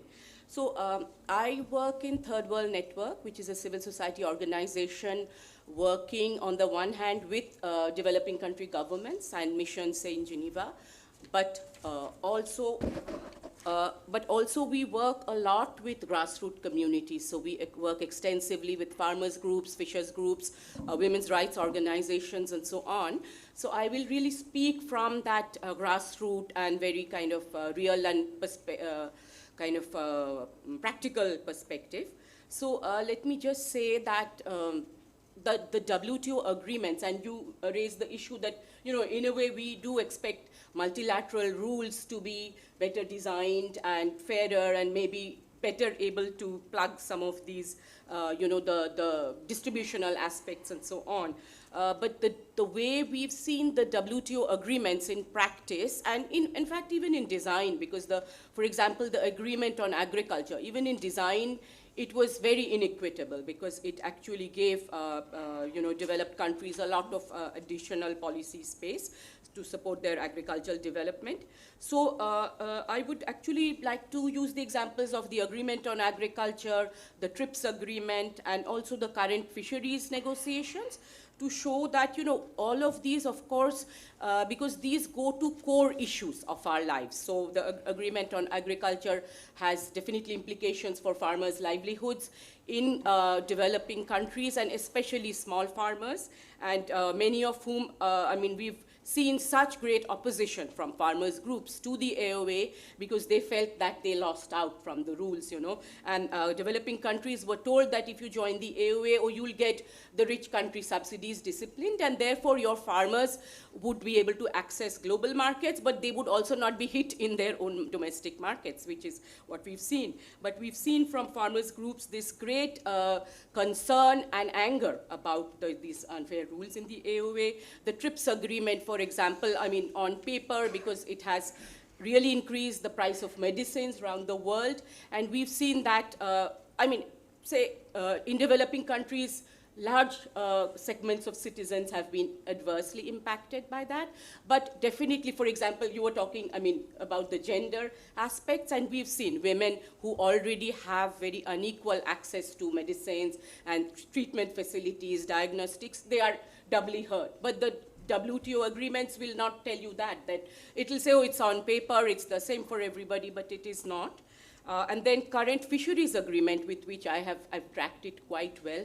And we've seen, we worked with global fishers groups like the WFF and the WFFP. I'll not go to the full name because that will take up more time, but they have expressed major concern. They are worried that the way both the first part of the agreement and the second part is, like the negotiations on the second part has gone, that they are very worried that their subsidies will be impacted. The exemptions for small fishers. It was supposed to save fish so that small fishers could continue to fish, and poorer countries, fishing nations could continue to fish.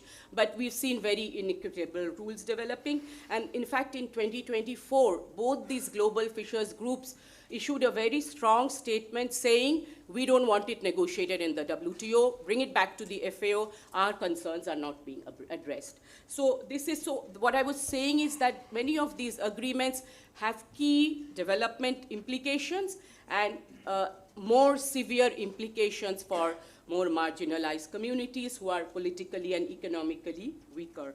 But let me just say a few words about the solutions. So we've seen this big inclusivity agenda coming up in the WTO in recent years.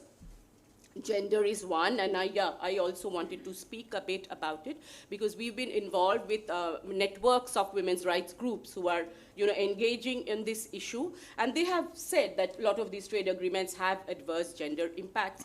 But unfortunately, the solution at the WTO still seems very problematic because it's talking really about women entrepreneurs so much. We don't want Ivanka Trump to get richer, right, from these initiatives.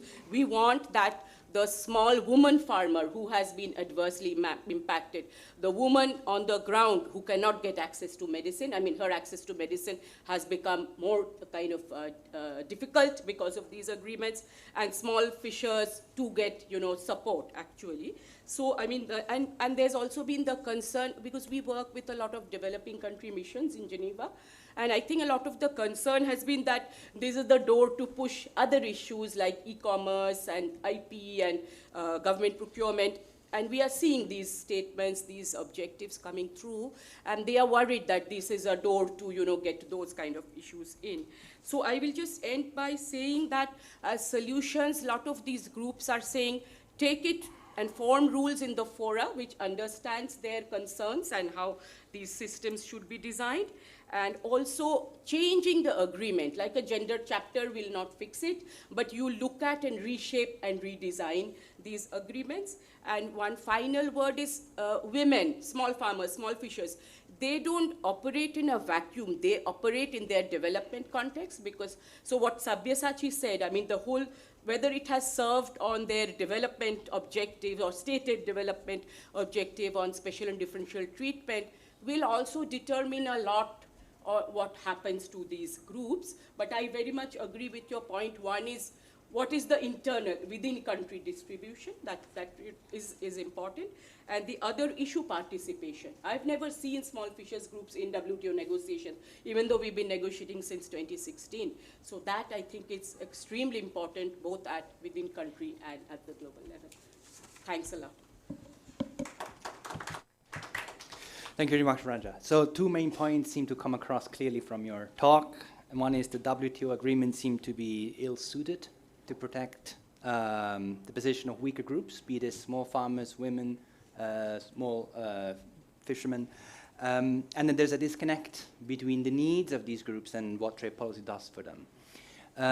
You did mention gender chapters in trade agreements. Do you think this could be a way forward, or at least sort of, I think India has negotiated 1 or 2 of these chapters in its recent agreements. Are they a step forward? I myself, I'm hesitant to say this, but I am quite skeptical about those chapters, because what I was exactly saying is one chapter is not going, one standalone chapter in any case doesn't fix it. We want it coming through in the rest of the agreement. On the one hand, you are actually, if you have provisions which will adversely impact women's work, say in manufacturing or agriculture, but then you have a very nice sounding gender chapter. It will not solve the real problems. But of course, we could see how to design these better. For me, I'm always for looking comprehensively at these agreements. And also there's the issue of how much can you kind of dictate domestic policies on some of these areas. Okay, thank you very much. Yeah. Right, let's move to our last panelist, but definitely not the least. Kostov is going to talk about sustainable food systems from his experience at the World Food Program. Thank you so much. So I would like to thank the organizers, IDS, University of Sussex, RIS. Coincidentally, I have a long-standing relationship with all these stakeholders. I am an alumni from the IDS and a very proud one at that. I used to work with Dr. Sabyasachi and colleagues here at RIS for a brief period. So, thank you. So it is very, very special that I'm getting to come back and speak about my experience and share a little bit about the current topic at hand from the perspective of World Food Program and what we do in this space of food systems. So according to the UNCTAD's latest global trade update, world trade is supposed to hit a record high of 33 million by 2024, which is about 3.7% higher than the previous year.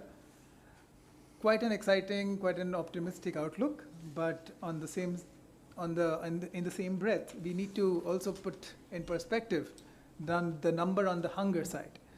WFP's 2025 global forecast outlook shows that 343 million people acutely are food insecure, nearly 200 million above, I underscore the word above, pre-pandemic levels. WFP is facing about 40% cuts in global funding due to different reasons, most of you are aware of. And the agency can only aim to reach about 100 million of the 300 odd million in desperate situations. This is a reduction of 130 million from the previous year. Therefore, this is quite a perfect storm, which is now where soaring needs, political deadlocks, shrinking donor support are converging with deadly consequences.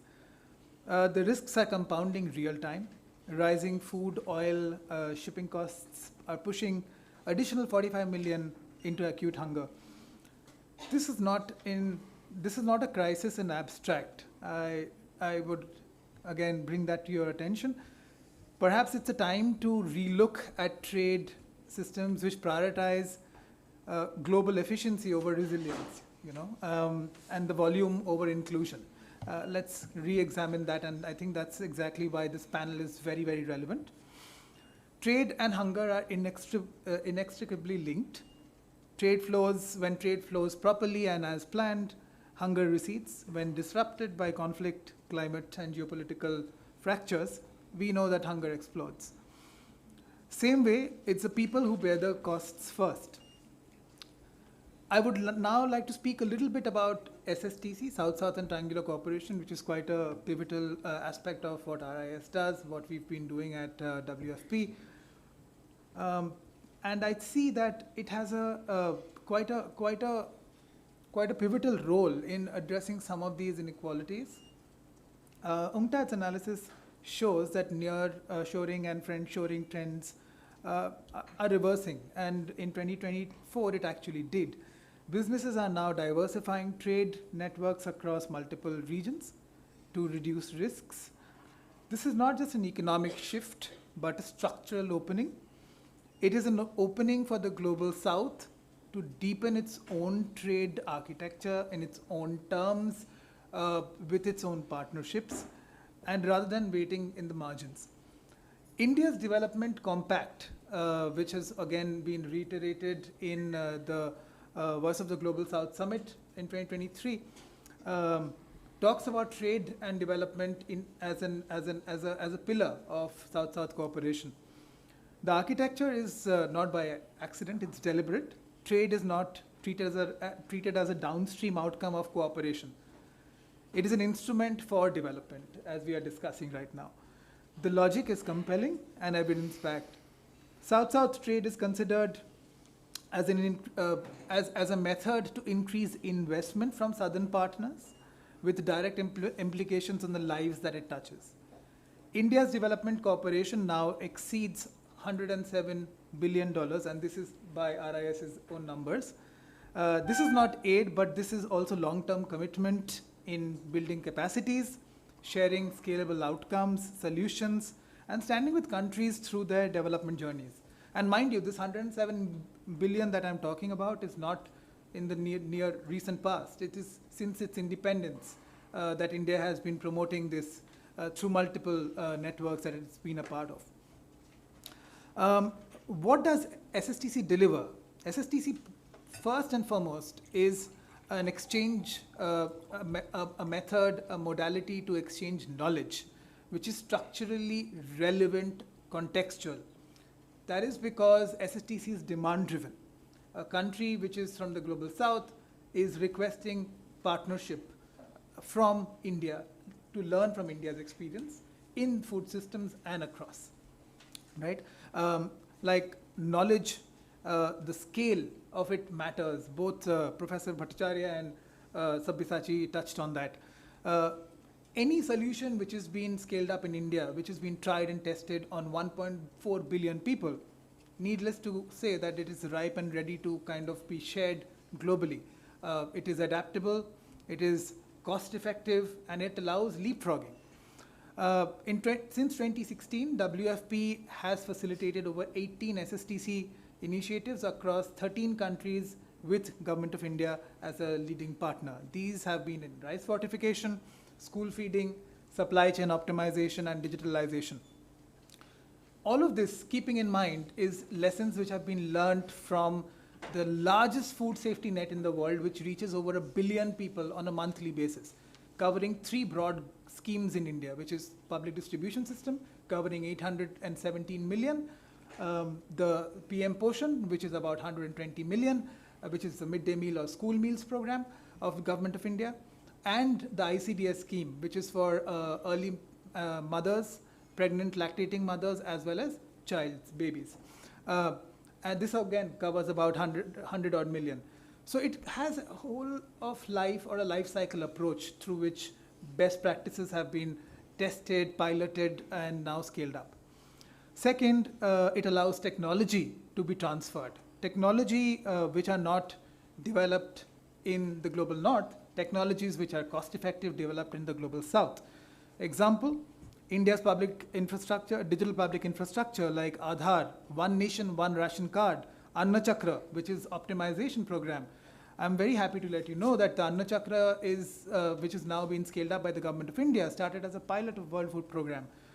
We were successful in showcasing $30 million cost reduction in 1 year across India in how grains are transported between the warehouses and the fair price shops. There are 500,000 odd fair price shops in India. Institutional strengthening is very, very important, and that's where capacity building comes in as a method, a modality of exchange on SSTC.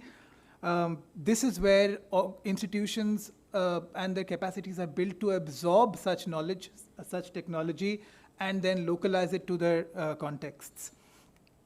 It's important to kind of keep this in mind because otherwise it becomes an ad hoc one-off visit to India with people going away without any further learnings to adapt these into their local contexts. An example of this is India's line of credit, which kind of has certain requirements, one of them being that 75% of the goods to be procured are to be procured from India. These basically help in not only opening doors to the Indian companies, but also to share expertise which might be lacking in other partner countries as well. Last but not the least, the fourth aspect of SSTC is that to kind of move beyond all that we have now discussed, to explore private sector funding to kind of unlock philanthropic as well as private contributions to spur on investments in SSTC. This came across as one of the key findings in the last roundtable hosted by World Food Program in August 2025 with Timor-Leste, Nepal, Ethiopia, Nigeria, as well as Indonesia across the table. So this basically broadly is how I see SSTC being a key component to ensure the trade is more inclusive and just. Thank you. Thank you, Kosov. Very interesting insights on how trade is sort of tightly linked to the availability of food and hunger. I mean, it sounds obvious, but putting numbers to these things makes it more real. And I found your sort of South-South cooperation insights on how this can work. Also very sort of, I mean, I'm not an expert in this area, so I'm learning. I'm wondering how much coordination do you need in this process? Can sort of, from an initial sort of input coming, say, from India to another developing countries, can this self-propagate to other countries, or how much steer does this need, this process? So, Mattia, South-South and triangular cooperation by definition is demand-driven. So, to answer your question, I'll take a circuitous route, but I'll make it quick. If there is no demand, this is not imposed. Like we've seen in OECD, the conditionalities are very, very limited for SSTC, unlike OECD DAC framework. So what we would start with is a demand from a recipient country, which would identify learning from India's experience of having the largest food safety net in the world, which is the National Food Security Act of 2013, which mandates food is a legal entitlement for the citizens of this country. So that would mean that not only they would learn from India's experience of having these innovations, but rolling out these projects, but also the ecosystem, the enabling ecosystem, the policy framework which is required to support. This is not in isolation, right? And all these policies, how this, I spoke about 3 schemes from public distribution system, the school meals program, and the ICDS schemes. All of these talk to each other. It is not in isolation. So the point is, once the need is realized from the country, recipient country, it comes to WFP as a triangular partner.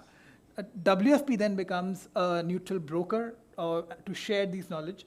Some of these knowledge have been co-created by WFP with the government of India, and some of these are something we share at the request of the government of India. So then how this gets kind of adapted to the recipient country is something which is quite interesting and challenging at the same time. WFP is uniquely positioned because we have country offices. We are the largest UN agency, and we have country offices in across 120 countries. So that allows us to realize this need, allows us to handhold, follow up, and ensures adaptation of these lessons in the local country context. So we, as one of the outputs of our SSTC missions, we try to do pilots in the recipient countries. We bring our own resources. We leverage resources from the government counterparts as well as private philanthropies. These can be within the UN multilateral systems as well. Some of them being the well-known UN India Development Partnership Fund, the IPSA grants as well. And we work together with the Government of India to kind of unlock this and support adaptation at the recipient country level. Thank you, thank you. I mean, extremely insightful to me. And it's, you seem to be in a unique position to sort of observe and help this process unfold. All right, I think we have a good half hour left, if not a little more, because we started late, for questions. So I hope we can collect a few questions from the floor now for our panelists. I'm going to come back to our panelists with a final question for each of you, which is, what do you think inclusive trade is, if you had to define it? So you can start thinking about that while we get questions from the audience. Post-lunch session. There's a couple I see there. Let's start up there. I have a specific question regards India-China. There is so much trade differences, okay, import, export. So how can handle? Anyone? I am asking any one of you, there is so much trade differences between India, China, export and import. So how can you people discuss these things in WTO MC14, and what you suggest to government? Have you idea? Is anyone volunteering to take the question? Or let's take a couple more while we think about that. Thank you. Yes.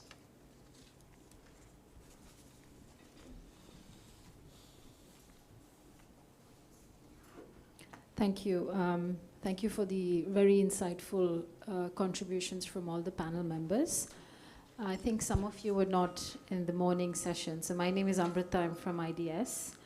My question is to Ms. Ranja from Third World Network. You know, at IDS we work a lot on sort of voices of different groups and communities, and you raised a very important point about, you know, these fisheries negotiations have been going on, and, you know, your organization has been advocating for fisheries groups, the voice of these groups to be represented, and that hasn't happened. You know, this is just one example, and you talked about smallholders, etc. So what do you kind of think, you know, is going to be the space when we talk about the future of trade and development cooperation? You know, these really important aspects can no longer be ignored.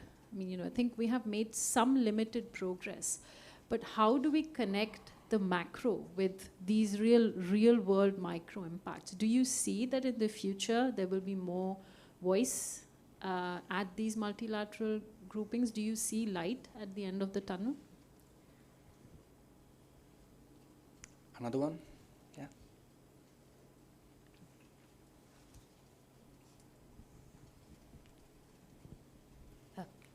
Thank you, everyone, for your remarks. My name is Aishwarya, and since all of you spoke about food and food security, the question that I had was that food systems in most of the global south are still mostly determined by structures that were imposed during their colonial era. And that has influenced the type of crops that are grown and the uses that they're put to. So things like cocoa, for instance, or the cultivation of wheat that we see in India, happens because this was introduced by our colonial masters. And despite the sort of suggestions that we see in international law and in the trading system, that you have diversification, you have value addition, you incorporate farmers' groups in the discussion, How do you address the fact that there is a systematic injustice in the way that food cultivation is taking place in most of the global south? So do you think that international trade or international economic law or global systems can in any way influence these structures at the ground level? Thank you. All right, challenging questions. Shall we start answering some of these? Ranja, you want to go first while we think about the others? I'll go with your question first. About the China-India, maybe other panelists will be better equipped, but you know, China is very efficient in some of the sectors, and India's manufacturing sector, because of a lack of maybe good design of domestic policies and so on, we are still lagging behind. We are signing a lot of these free trade agreements, but we still have massive deficits. And with China, we have a massive deficit even without a free trade agreement. So yes, I think it requires really a big rethink. And I know India has been asking China to reduce the deficit, which is really not likely to be, I mean, it's not very realistic.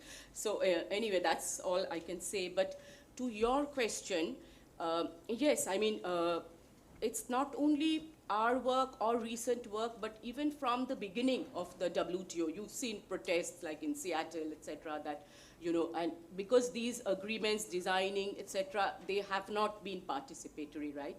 So I think one is in any case inherently changing these rules, which is why I said that there has to be this commitment and honesty in looking at seeing where these agreements went wrong, why it could not, what is the defect in the design that it could not benefit communities, whether that's the global trade rules in the WTO or its implementation at national level. And then honestly, we've continuously asked, I mean, as I said, we are working with a coalition of women's rights organizations called Gender Trade Coalition. And we've been asking, look at, introspect these agreements honestly and be ready to redesign. And even developing countries for a long time, they've been asking for redesigning. AOA, in fact, Agreement on Agriculture has seen a lot of initiatives from developing countries. And I keep saying that if you change the development context, a lot of these problems would be met, because women, small farmers, small fishers, there are structural inequalities within the country, but a trade rule cannot make these worse and exacerbate them. But I think and Professor Bhattacharya actually raised this participatory approach, and we've never seen, you know, this being done very honestly. It has to be, I mean, and then it does not mean you get token organizations to just come and say they are women's rights groups and so on. And also I'll give you the example when the gender track, this women's empowerment, after this statement, it came up, and you know, the WTO, UNCTAD, I think even with IMF, World Bank, they started this gender research hub, but it had no women's rights groups in it. So I think those are the kind of initiatives which really has to be opened up, and opened up in a very honest way, where you actually include those who are even critical, right? You have to get them in. Yeah. Okay, thank you, Ranja. So on the other questions, I mean, a quick thought about China. I mean, both China and India are big players, and they're, I think, luckily both supporters of the multilateral trading system. Although China's competitiveness is sort of started to being perceived as an issue, to the point that the MFN principles in WTO are being questioned, and there's countries trying to find solutions more or less openly addressed at China's competitiveness. Whether these issues are going to lead to a sort of reform of the WTO system, I'm not too sure, unless they're just, you know, to this point, they seem to be forced by just one country, which is the US. Others, such as the EU and UK, seem to be much more willing to keep the rules as they are, and to cooperate with China. But that's my reflection about it. About food systems, I said I'm not an expert. I don't have an answer about that. I think we'll leave it at that. We'll keep thinking about this issue. It's a very relevant question, by the way. Thank you. Kostov, you have a... Just a quick kind of a ideation on that is basically the food systems are also which are locally now being pursued, also in certain countries are a subject not under the federal government but under certain provincial or state governments, right? So they are also, it also moves, the shift as you are expecting is also dependent on not only from the perspective of trade, but it's also from the perspective of what is to do with subsistence farming, as well as on the perspective of growing the surplus for the national market. If there are policy impetuses which push that direction, then the shift is not in, in isolation. Then that conversation of shifting from certain crops to certain ones, other ones, alternatives, has to be looked at in that, whole. So. Thank you. Do we have Prabir? Question online. Oh, okay.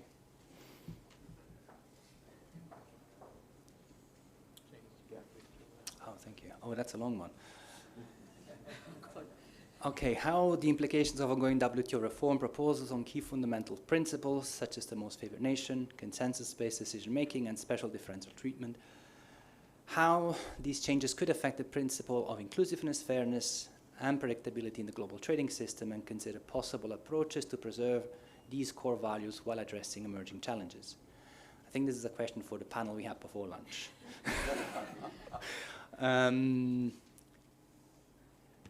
It's, any thoughts? Anyone? Well, I could have a go. Thank you, Nitin Yadav, for the question.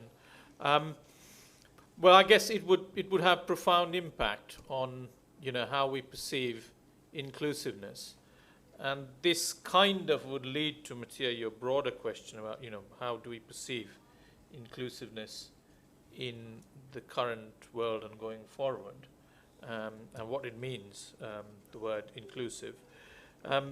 So, I mean, from the standpoint of how much benefit any new system creates and who gets the benefit, right? So these are the two fundamental questions. And any rule-based system, if there's an amendment to it or if there's a fundamental reshuffle of that rule, would have to address these two questions. So in the old world order, I'm saying old, I kind of think that it's almost inevitable that it's gone. So, the principles were obviously multilateralism and, and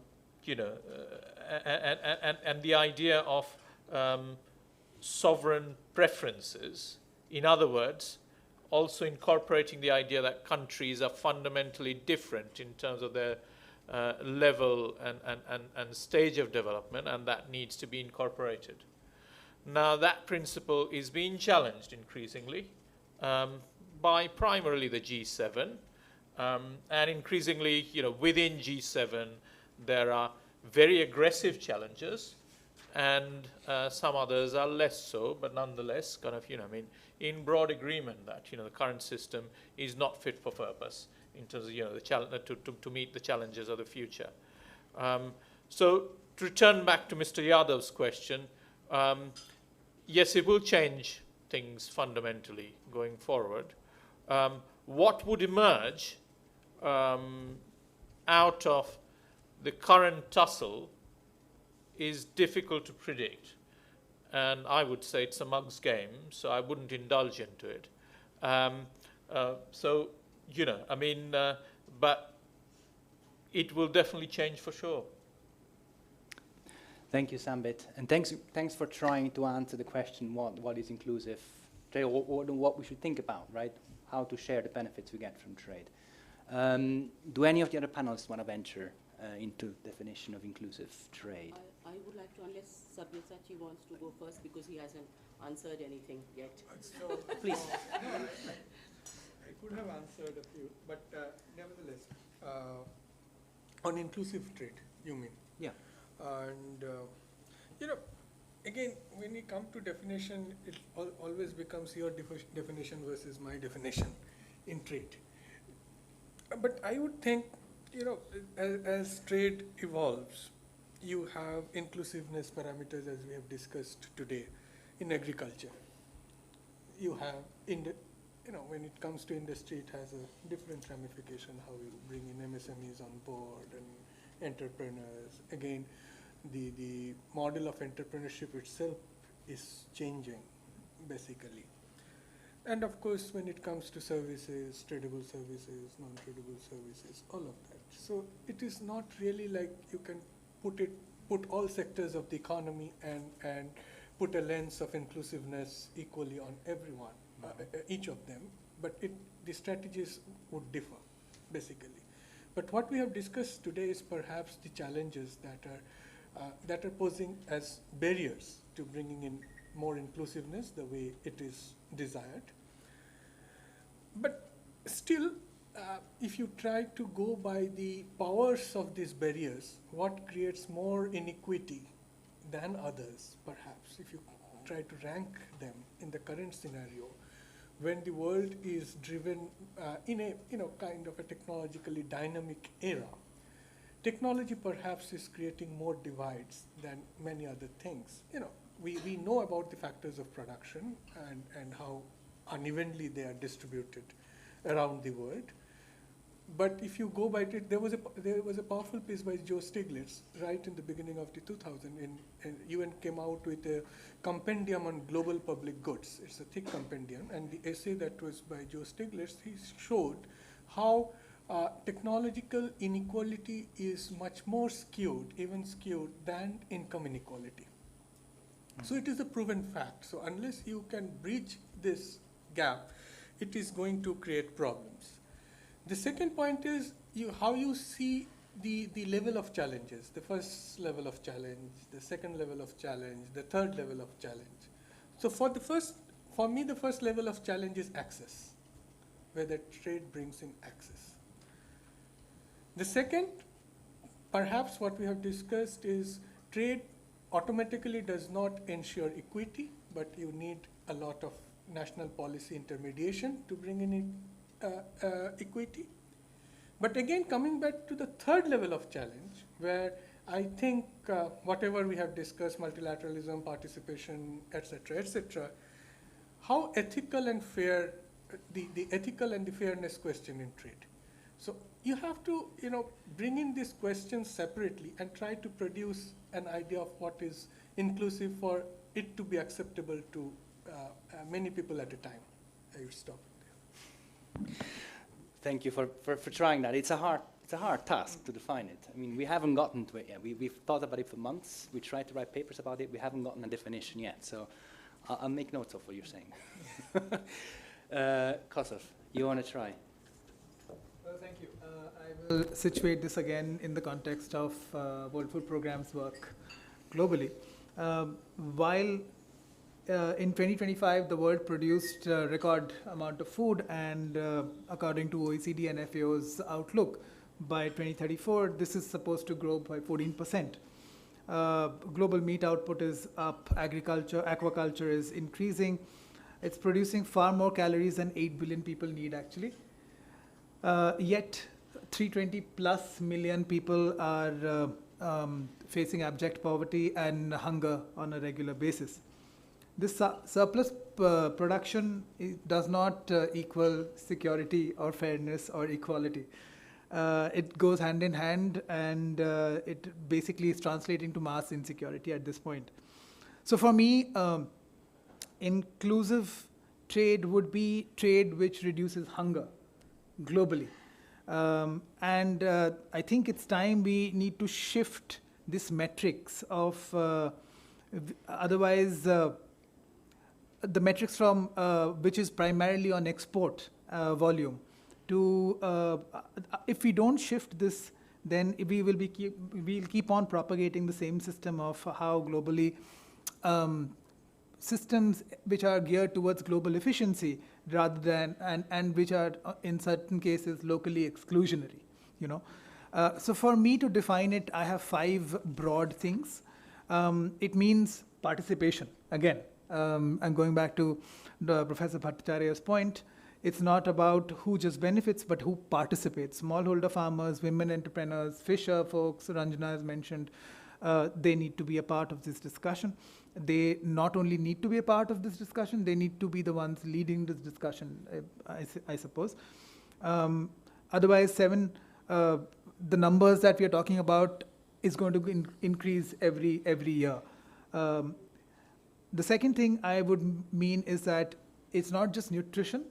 It is more, it means more nutrition and not just calories. Trade should not dump cheap food, processed foods into the market while squeezing out locally produced, diverse, nutritious alternatives. You know, sometimes those can be more expensive, but expensive possibly in the short run, but in the long run, of course, that is something we can debate. 43 million children suffer from wasting and 152 million from stunted growth.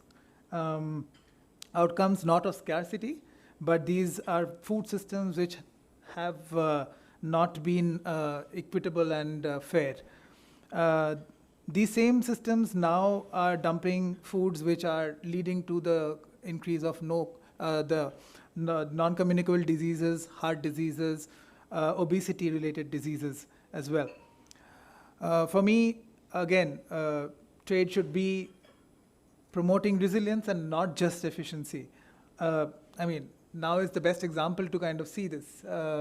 If the global supply chains are not resilient, costs go through the roof and all of us then subsequently have to pay for it. 22 export bans in 2025, which constricted global food flows. Rising fuel costs, geopolitical fractures are driving up food costs every day. Food security enables stability where people are hungry. This drives instability, and that has a big impact across border, also for aspect of peace. The food import bill alone has hit $2.2 trillion in 2025. Inclusive trade builds resilience into the systems. It should not optimize buffers, but also you should move away from it and the short-term gains.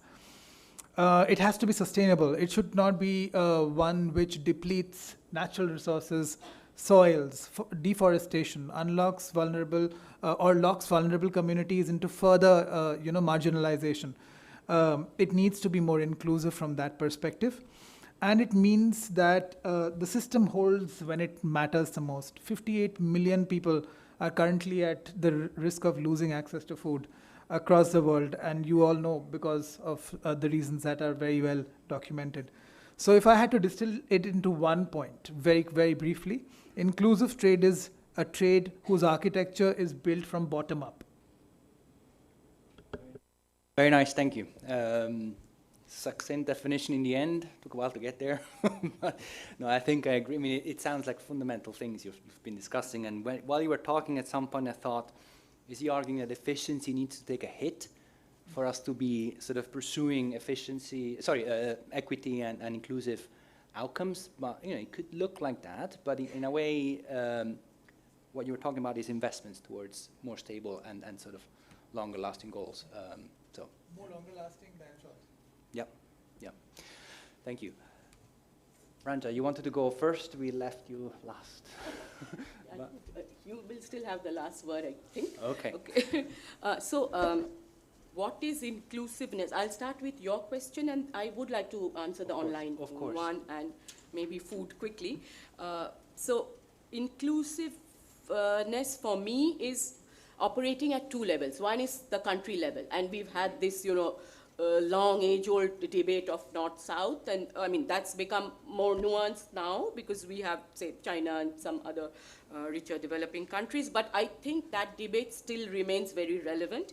And then within countries, constituencies, more marginalized constituencies that we were talking about, but these constituencies are not also just within country. They are global alliances, like we talked of farmers' organizations, fishers and women's rights organizations. So I think if you have to make trade policy, say WTO, etc., inclusive, you have to target both these levels, and that's why I kept saying that this developed country divide also, if that is addressed, that will to a certain extent, definitely contribute to the more within country or constituency specific inequalities.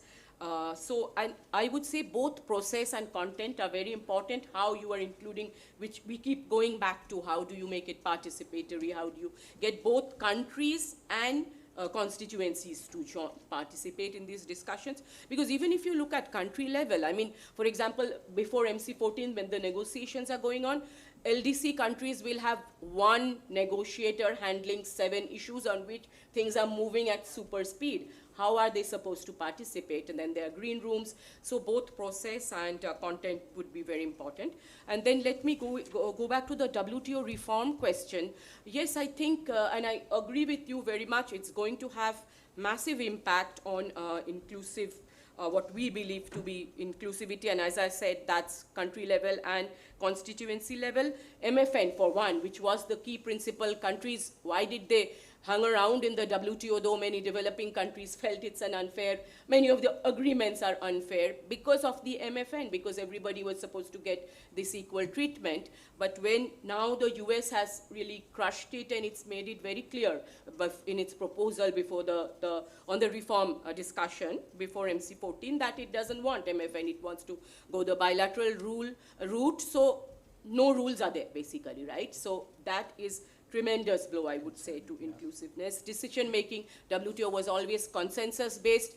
Challenging, yes, of course, but at the same time, if you just abandon the path of consensus, then those could be massively challenging, especially from an inclusivity perspective. We know, for example, LDCs, African countries, will often be bullied in agreeing to certain, proposals and so on. And of course, SND, we know, special and differential treatment. There's effort to completely redesign it. We don't know what will come from MC14. And again, that will be, I think, both at country level and at constituency level will have tremendous impact. We've had, this huge focus on rice and wheat within country food policies, colonial legacy, as you say. We will want to shift to coarse cereals. We also cannot, because through the trade route, these, the big crops will also be coming in, apart from domestic production. So yes, I think we do need the policy space to be able to rethink. If within the country we are trying to rethink these policies, the domestic policies, and how to kind of ensure these, the local varieties, etc., kind of now come up, we should not be having trade commitments which doesn't allow us to do that. If it's helpful, like you were talking about, it will be great. But at the minimum, we cannot let it impact our policy space to really kind of move to a different system. Thanks a lot. Thank you very much, Ranja. I agree with you. At some positions at the WTO, or at least some countries' positions, are very concerning. So, but I hope these are isolated positions, even though powerful ones. Samit, I don't know if you want to come back for a final definition on inclusive trade, or because you had started doing that. So. Yeah, happy to do so, Mattia. Yeah, thank you, Mattia. So I would sort of turn around that question of yours, and basically, try and predict what could potentially be the way forward, and set out some macro principles broadly in terms of sort of making a call on whether trade policy, as part of sort of a country's foreign policy mix, to what extent it can be inclusive. First principle, I would suggest that empowerment should be one of the focus areas, and empowerment through employment primarily, because employment generates dignity, it offers long-term sustainable purchasing power, as opposed to sort of the argument that trade offers value to consumers by reducing prices through competition, which is, a point well taken, but that by itself is not sustainable long-term, i.e.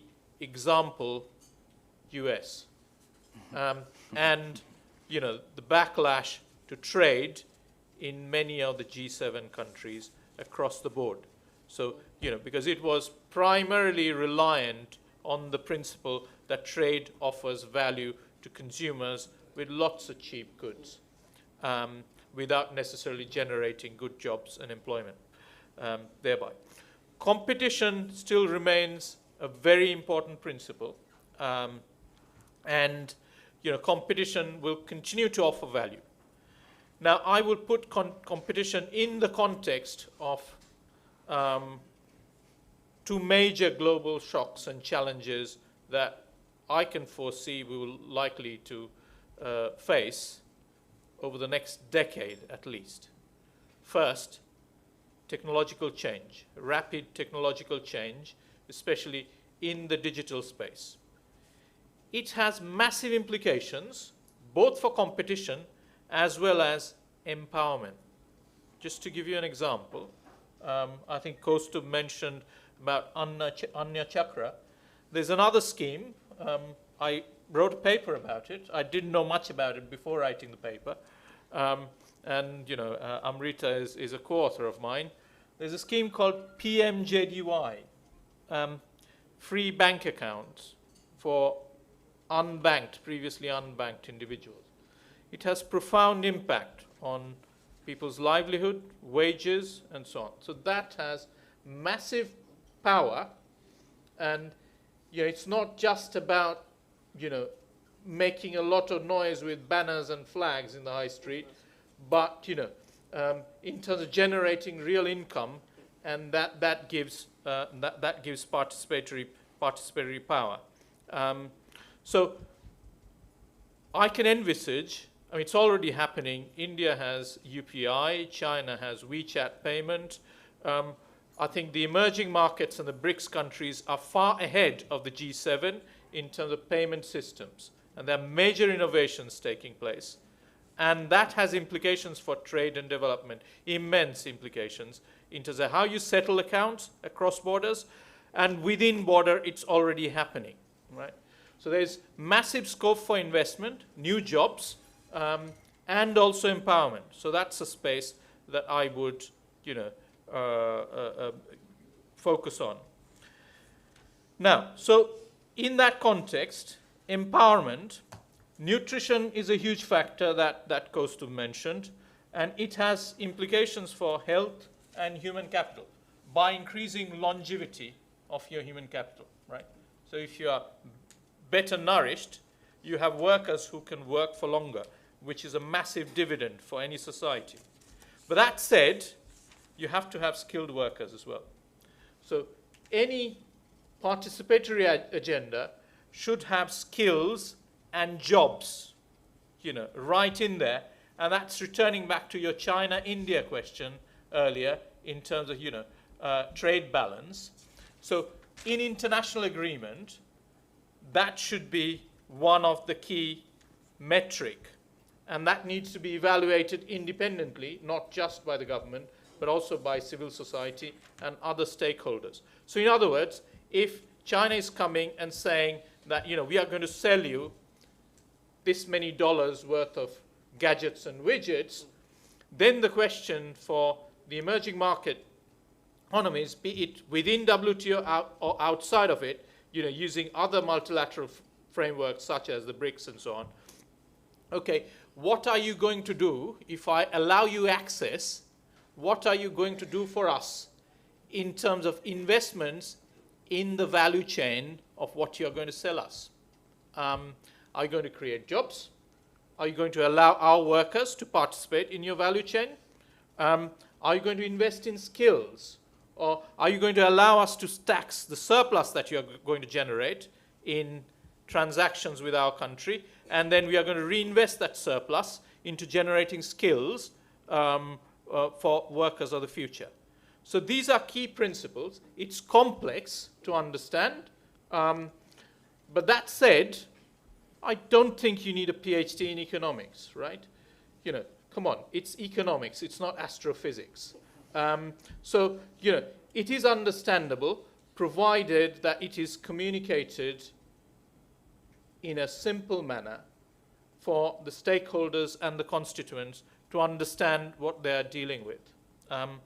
I think I would stop there, and that also speaks to your question about, this imbalance between cash crops and what is good for nutrition and reducing hunger and so on, right? So on the one hand, cash crops, you want to be there and participate in that network because it gives you the opportunity to generate surplus. Then comes the question, if it is a large conglomerate or a corporation primarily located in your country, if they're generating that surplus, are they buying flats with that surplus in London, or are they investing in jobs, right? So that's a question which I would say intra-question, and that's where civil societies and groups, rights groups, can play a major role in raising awareness and holding decision makers to account. But it's a huge agenda, but it's an exciting one. Thanks, Sambit, for distilling these macro principles and actually bringing it back to the importance of participation, because I believe this is where it all starts, right? It's key to ensure that the challenges are identified and at least that there's an attempt to deal with them. So we've tried to define inclusive trade in many different ways, starting from the importance of access and the role of intermediation to make sure trade doesn't just go its own way, and the importance of eliminating hunger and ensuring good nutrition, the importance of inter-country representation, the importance of having this equal participation in multilateral setting, and the principles of Sambit. If I had to put my own definition, I wouldn't know exactly, I couldn't come up with the 3 words definition like cost of data or 4 words. I think it's a process. It's an approach to trade policy making, like ensuring that we identify the challenges, and that's why participation is key, and then trying to make sure that the policies we devise, even though they come out of trade-offs, at least don't disadvantage one particular group in society. Or if we know which one it is, we take preemptive action. So that's my view about it. Do we have one more question? There's the one online question. Okay. Okay. We are running out of time. We are running out of time. Does fishing subsidies restriction? I'm not an expert on that. Is any of the panelists? What is the question? Do fishing subsidies restriction? Really required because it creates. I'll read it out. Thanks, Sam. So it's a question from Mr. Ravikant Yadav. It says, does fishing subsidies restrictions really required? Because it creates lots of employment in developing countries who are from marginalized families. Perhaps Ranjit, this is the challenge. I mean, I think the mandate in the WTO to negotiate the fishery subsidies, to kind of bring in disciplines to cut such subsidies, is also reaffirmed by the Sustainable Development Goal, right, 14.6, which said that because historically industrial fishing fleets were developed only with the support of subsidies. There's no country which has developed its massive industrial scale fishing fleet without subsidies. So that was the objective, and it's a very, it's a desirable objective. What we see that in practice, it has turned out quite difficult, because when we see the rules were being negotiated since 2016, and we've seen that the way the rules have turned out, it's not what we would desire. And I would very much agree with you that in terms of what we see on the table, we see very limited special and differential treatment for developing countries, even when there's an exemption being discussed for very small scale fishers. Because the objective was these industrial fishing fleets, they do unsustainable fishing, their activity should be banned. That's why fish will be left for small fishers, like they wouldn't be losing their livelihoods and food security. But in a way, the exemption to subsidize small fishers is also being constrained, which is absolutely ridiculous. And when we see that countries which actually have industrial fishing fleets, they have subsidized for decades, and distant water fishing fleets, the disciplines on them is very weak. It's often best endeavor. They'll try their best. So because of what we see on the table, that's very inequitable. I would say the objective itself is not, it is still a desirable objective. But we have to ensure that the agreement is also, is able to meet that objective, which it doesn't currently. Excellent. Thank you. One more issue that we covered. There's so much to talk about when it comes to inclusive trade, but I think our time is over. So let's thank our panelists for their insightful interventions. And yeah, thank you. Thank you, Dr. Matia, for excellent chairing session. So we have just some formalities here. We request my colleague to bring the gift to hand over to our speakers. So I request you to. You give it to. You give it to. First to chair. Yes. Thank you, Professor Bhattacharya.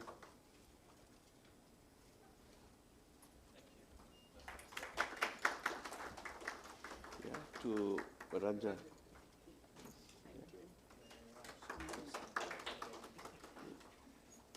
Chakravarti.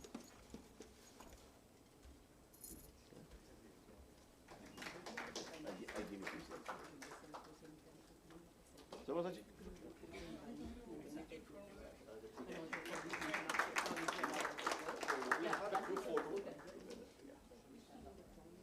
Yeah. Please take a group photo. Stand up. So once this is over, then we'll go to the last session. Just a concluding panel. Can we have a group photo? Maybe you have to come forward. Yeah. You can samne chale ashun.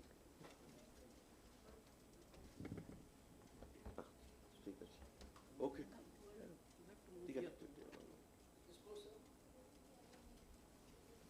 Sorry.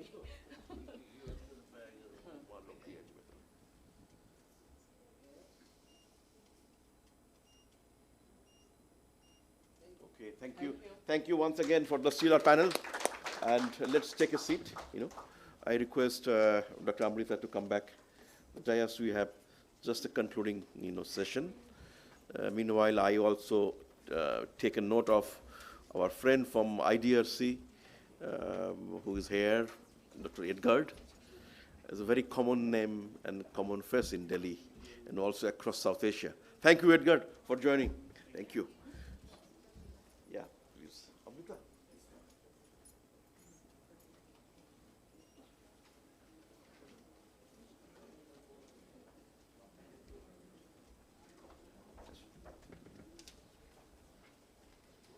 Yeah. 5-10 minutes, just to conclude it. So, actually, we started discussing this roundtable almost about 2-3 months back, and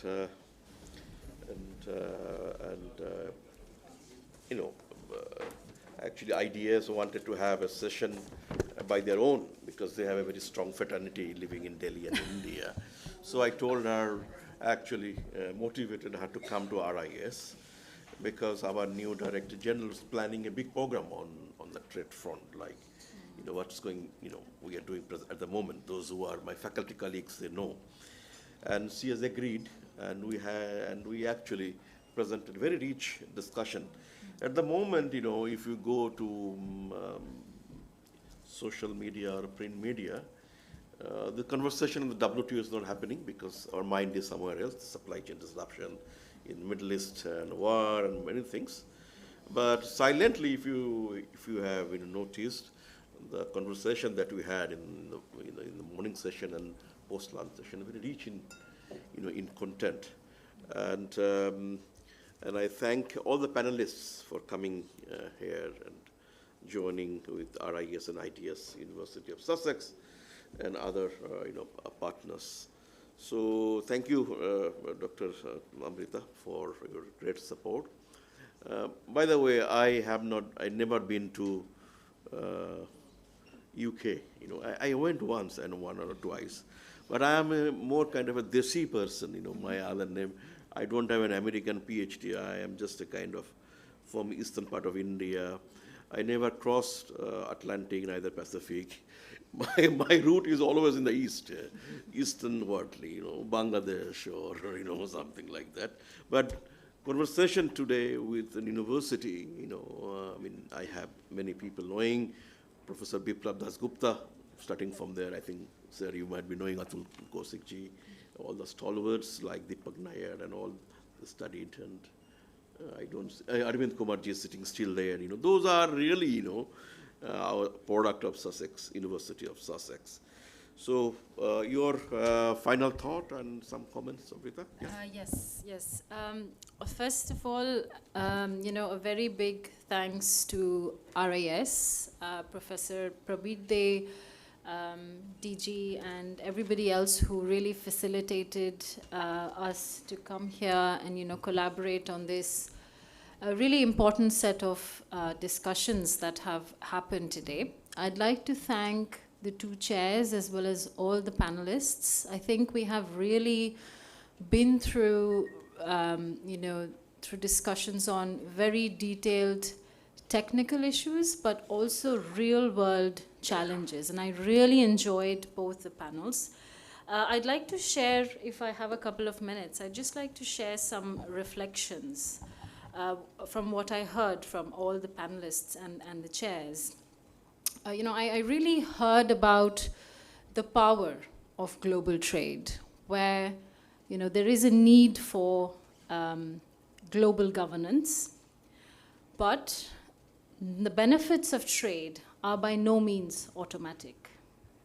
When we think about smallholder farmers, we think about, issues of hunger and nutrition. We think about, women, not just as entrepreneurs, but women in different roles, women and men in different roles, marginalized communities, vulnerable groups. It is hard work to make trade work for benefits for, a majority of the population. Where the benefits don't accrue, we need to think of, how we support in those places. What I also gathered, and it was really loud and clear, is that trade systems are very complex and multifaceted. We cannot think of international trade just as flow of goods and services. We are looking at trade systems, and that includes a huge diversity of actors and stakeholders.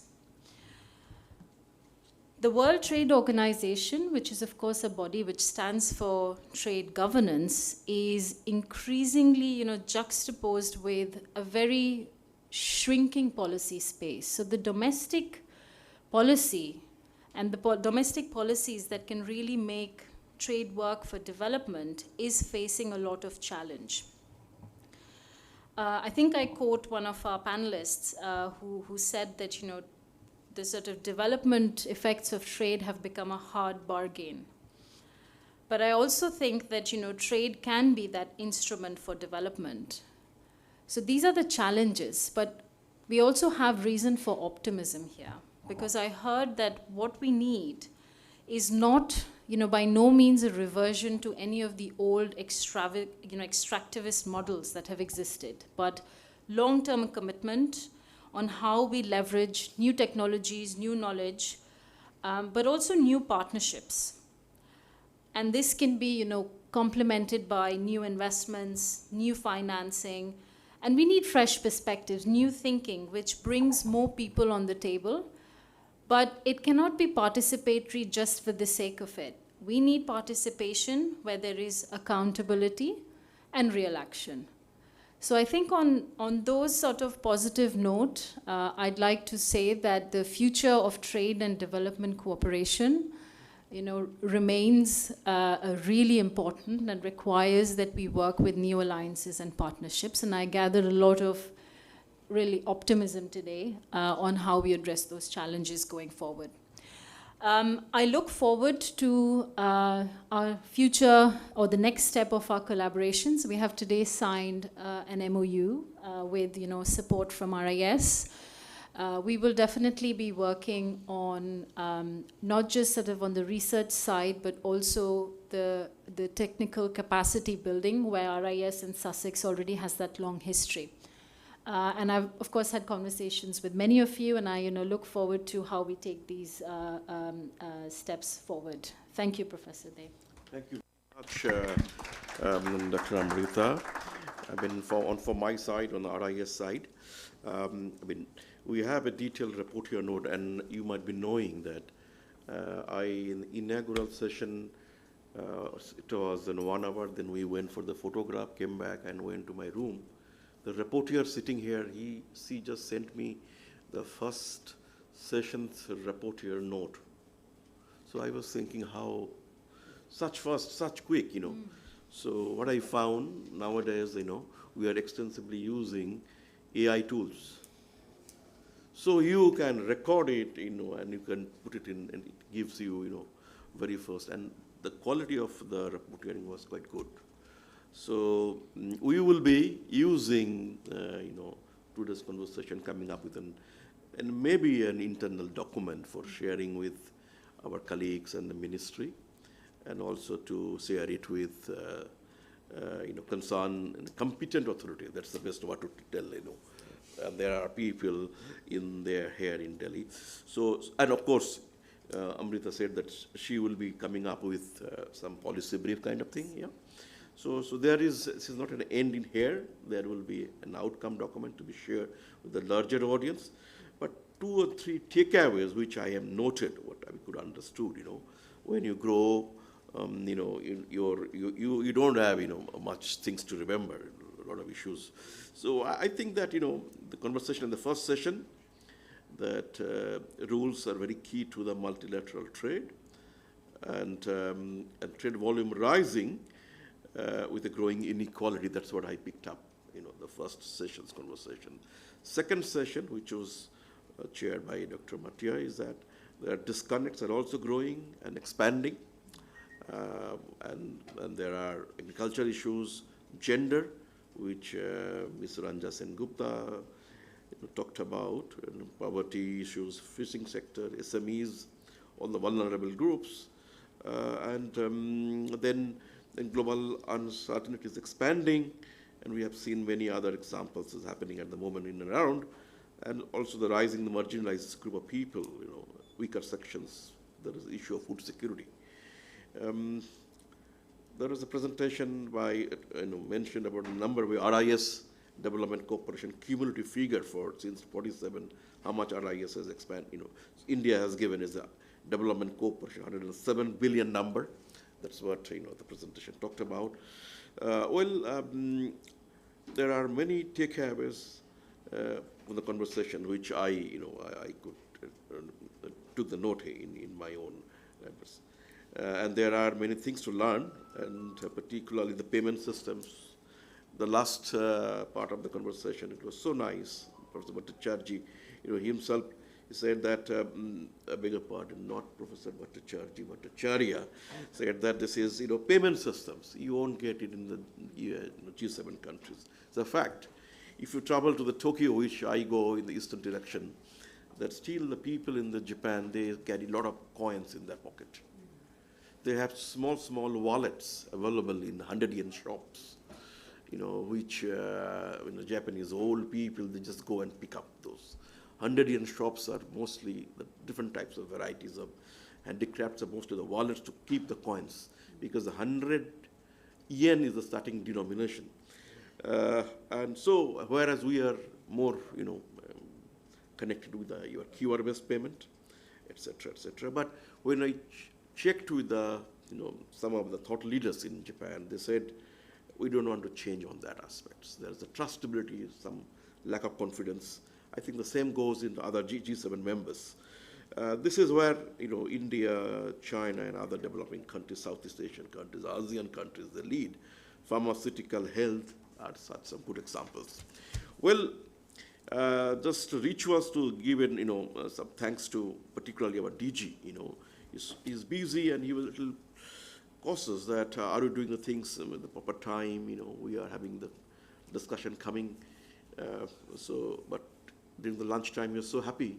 He said, it's very good, the conversation that we had here.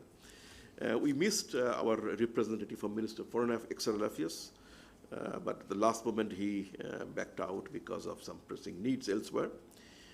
So thank you, Professor Sachin Kumar Sarma, our Director General, Dr. Chari, the Governing Council member, our RIS faculty, faculty members who have worked with me continuously, and particularly the Dr. Rao and Adrija. Adrija did her PhD recently by IIT Kharagpur and joined here in RIS. WTO Ministerial Conference 14 the next week. There will be delegation from RIS going there, including the DG and other people. I'm sure this today's conversation will be also communicated to the civil society discussion that will be happening in parallel to in the ministerial meeting there.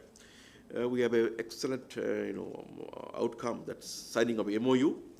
But Jim Rollo, once he came last into RIS, he said, and I quote that that FTAs, because 2014 India was champion in signing bilateral regional FTAs. So there was a question from the audience: are these FTAs are good for us? So he said that, look, FTAs are good or bad, I don't know, but institutions are important, that who are implementing. So we signed the MOU, but the institutions we need to take forward, engaging in these MOUs for our overall better purpose. So thank you everybody who contributed, and I like to thank Sussex team, Dr. Amrita, Professor Bhattacharya, Dr. Bhatia, Ms. Mariam, and all others. I think I have taken name from everyone if I missed out. Our RIS administration team, our RIS publication team, our third-party support services, Habitat Center, all of them, supported its, extension. And this is a very auspicious month, Ramadan. So we are going to celebrate Eid just a few days from now. So happy Eid to everyone. My name is Prabir, but sometime I get into Kabir as well. So allow me to extend my, the Eid in advance greetings to all of you. Thank you very much. We are going to see again, some occasions and in somewhere sometime. Thank you, Amrita. Thank you for a second.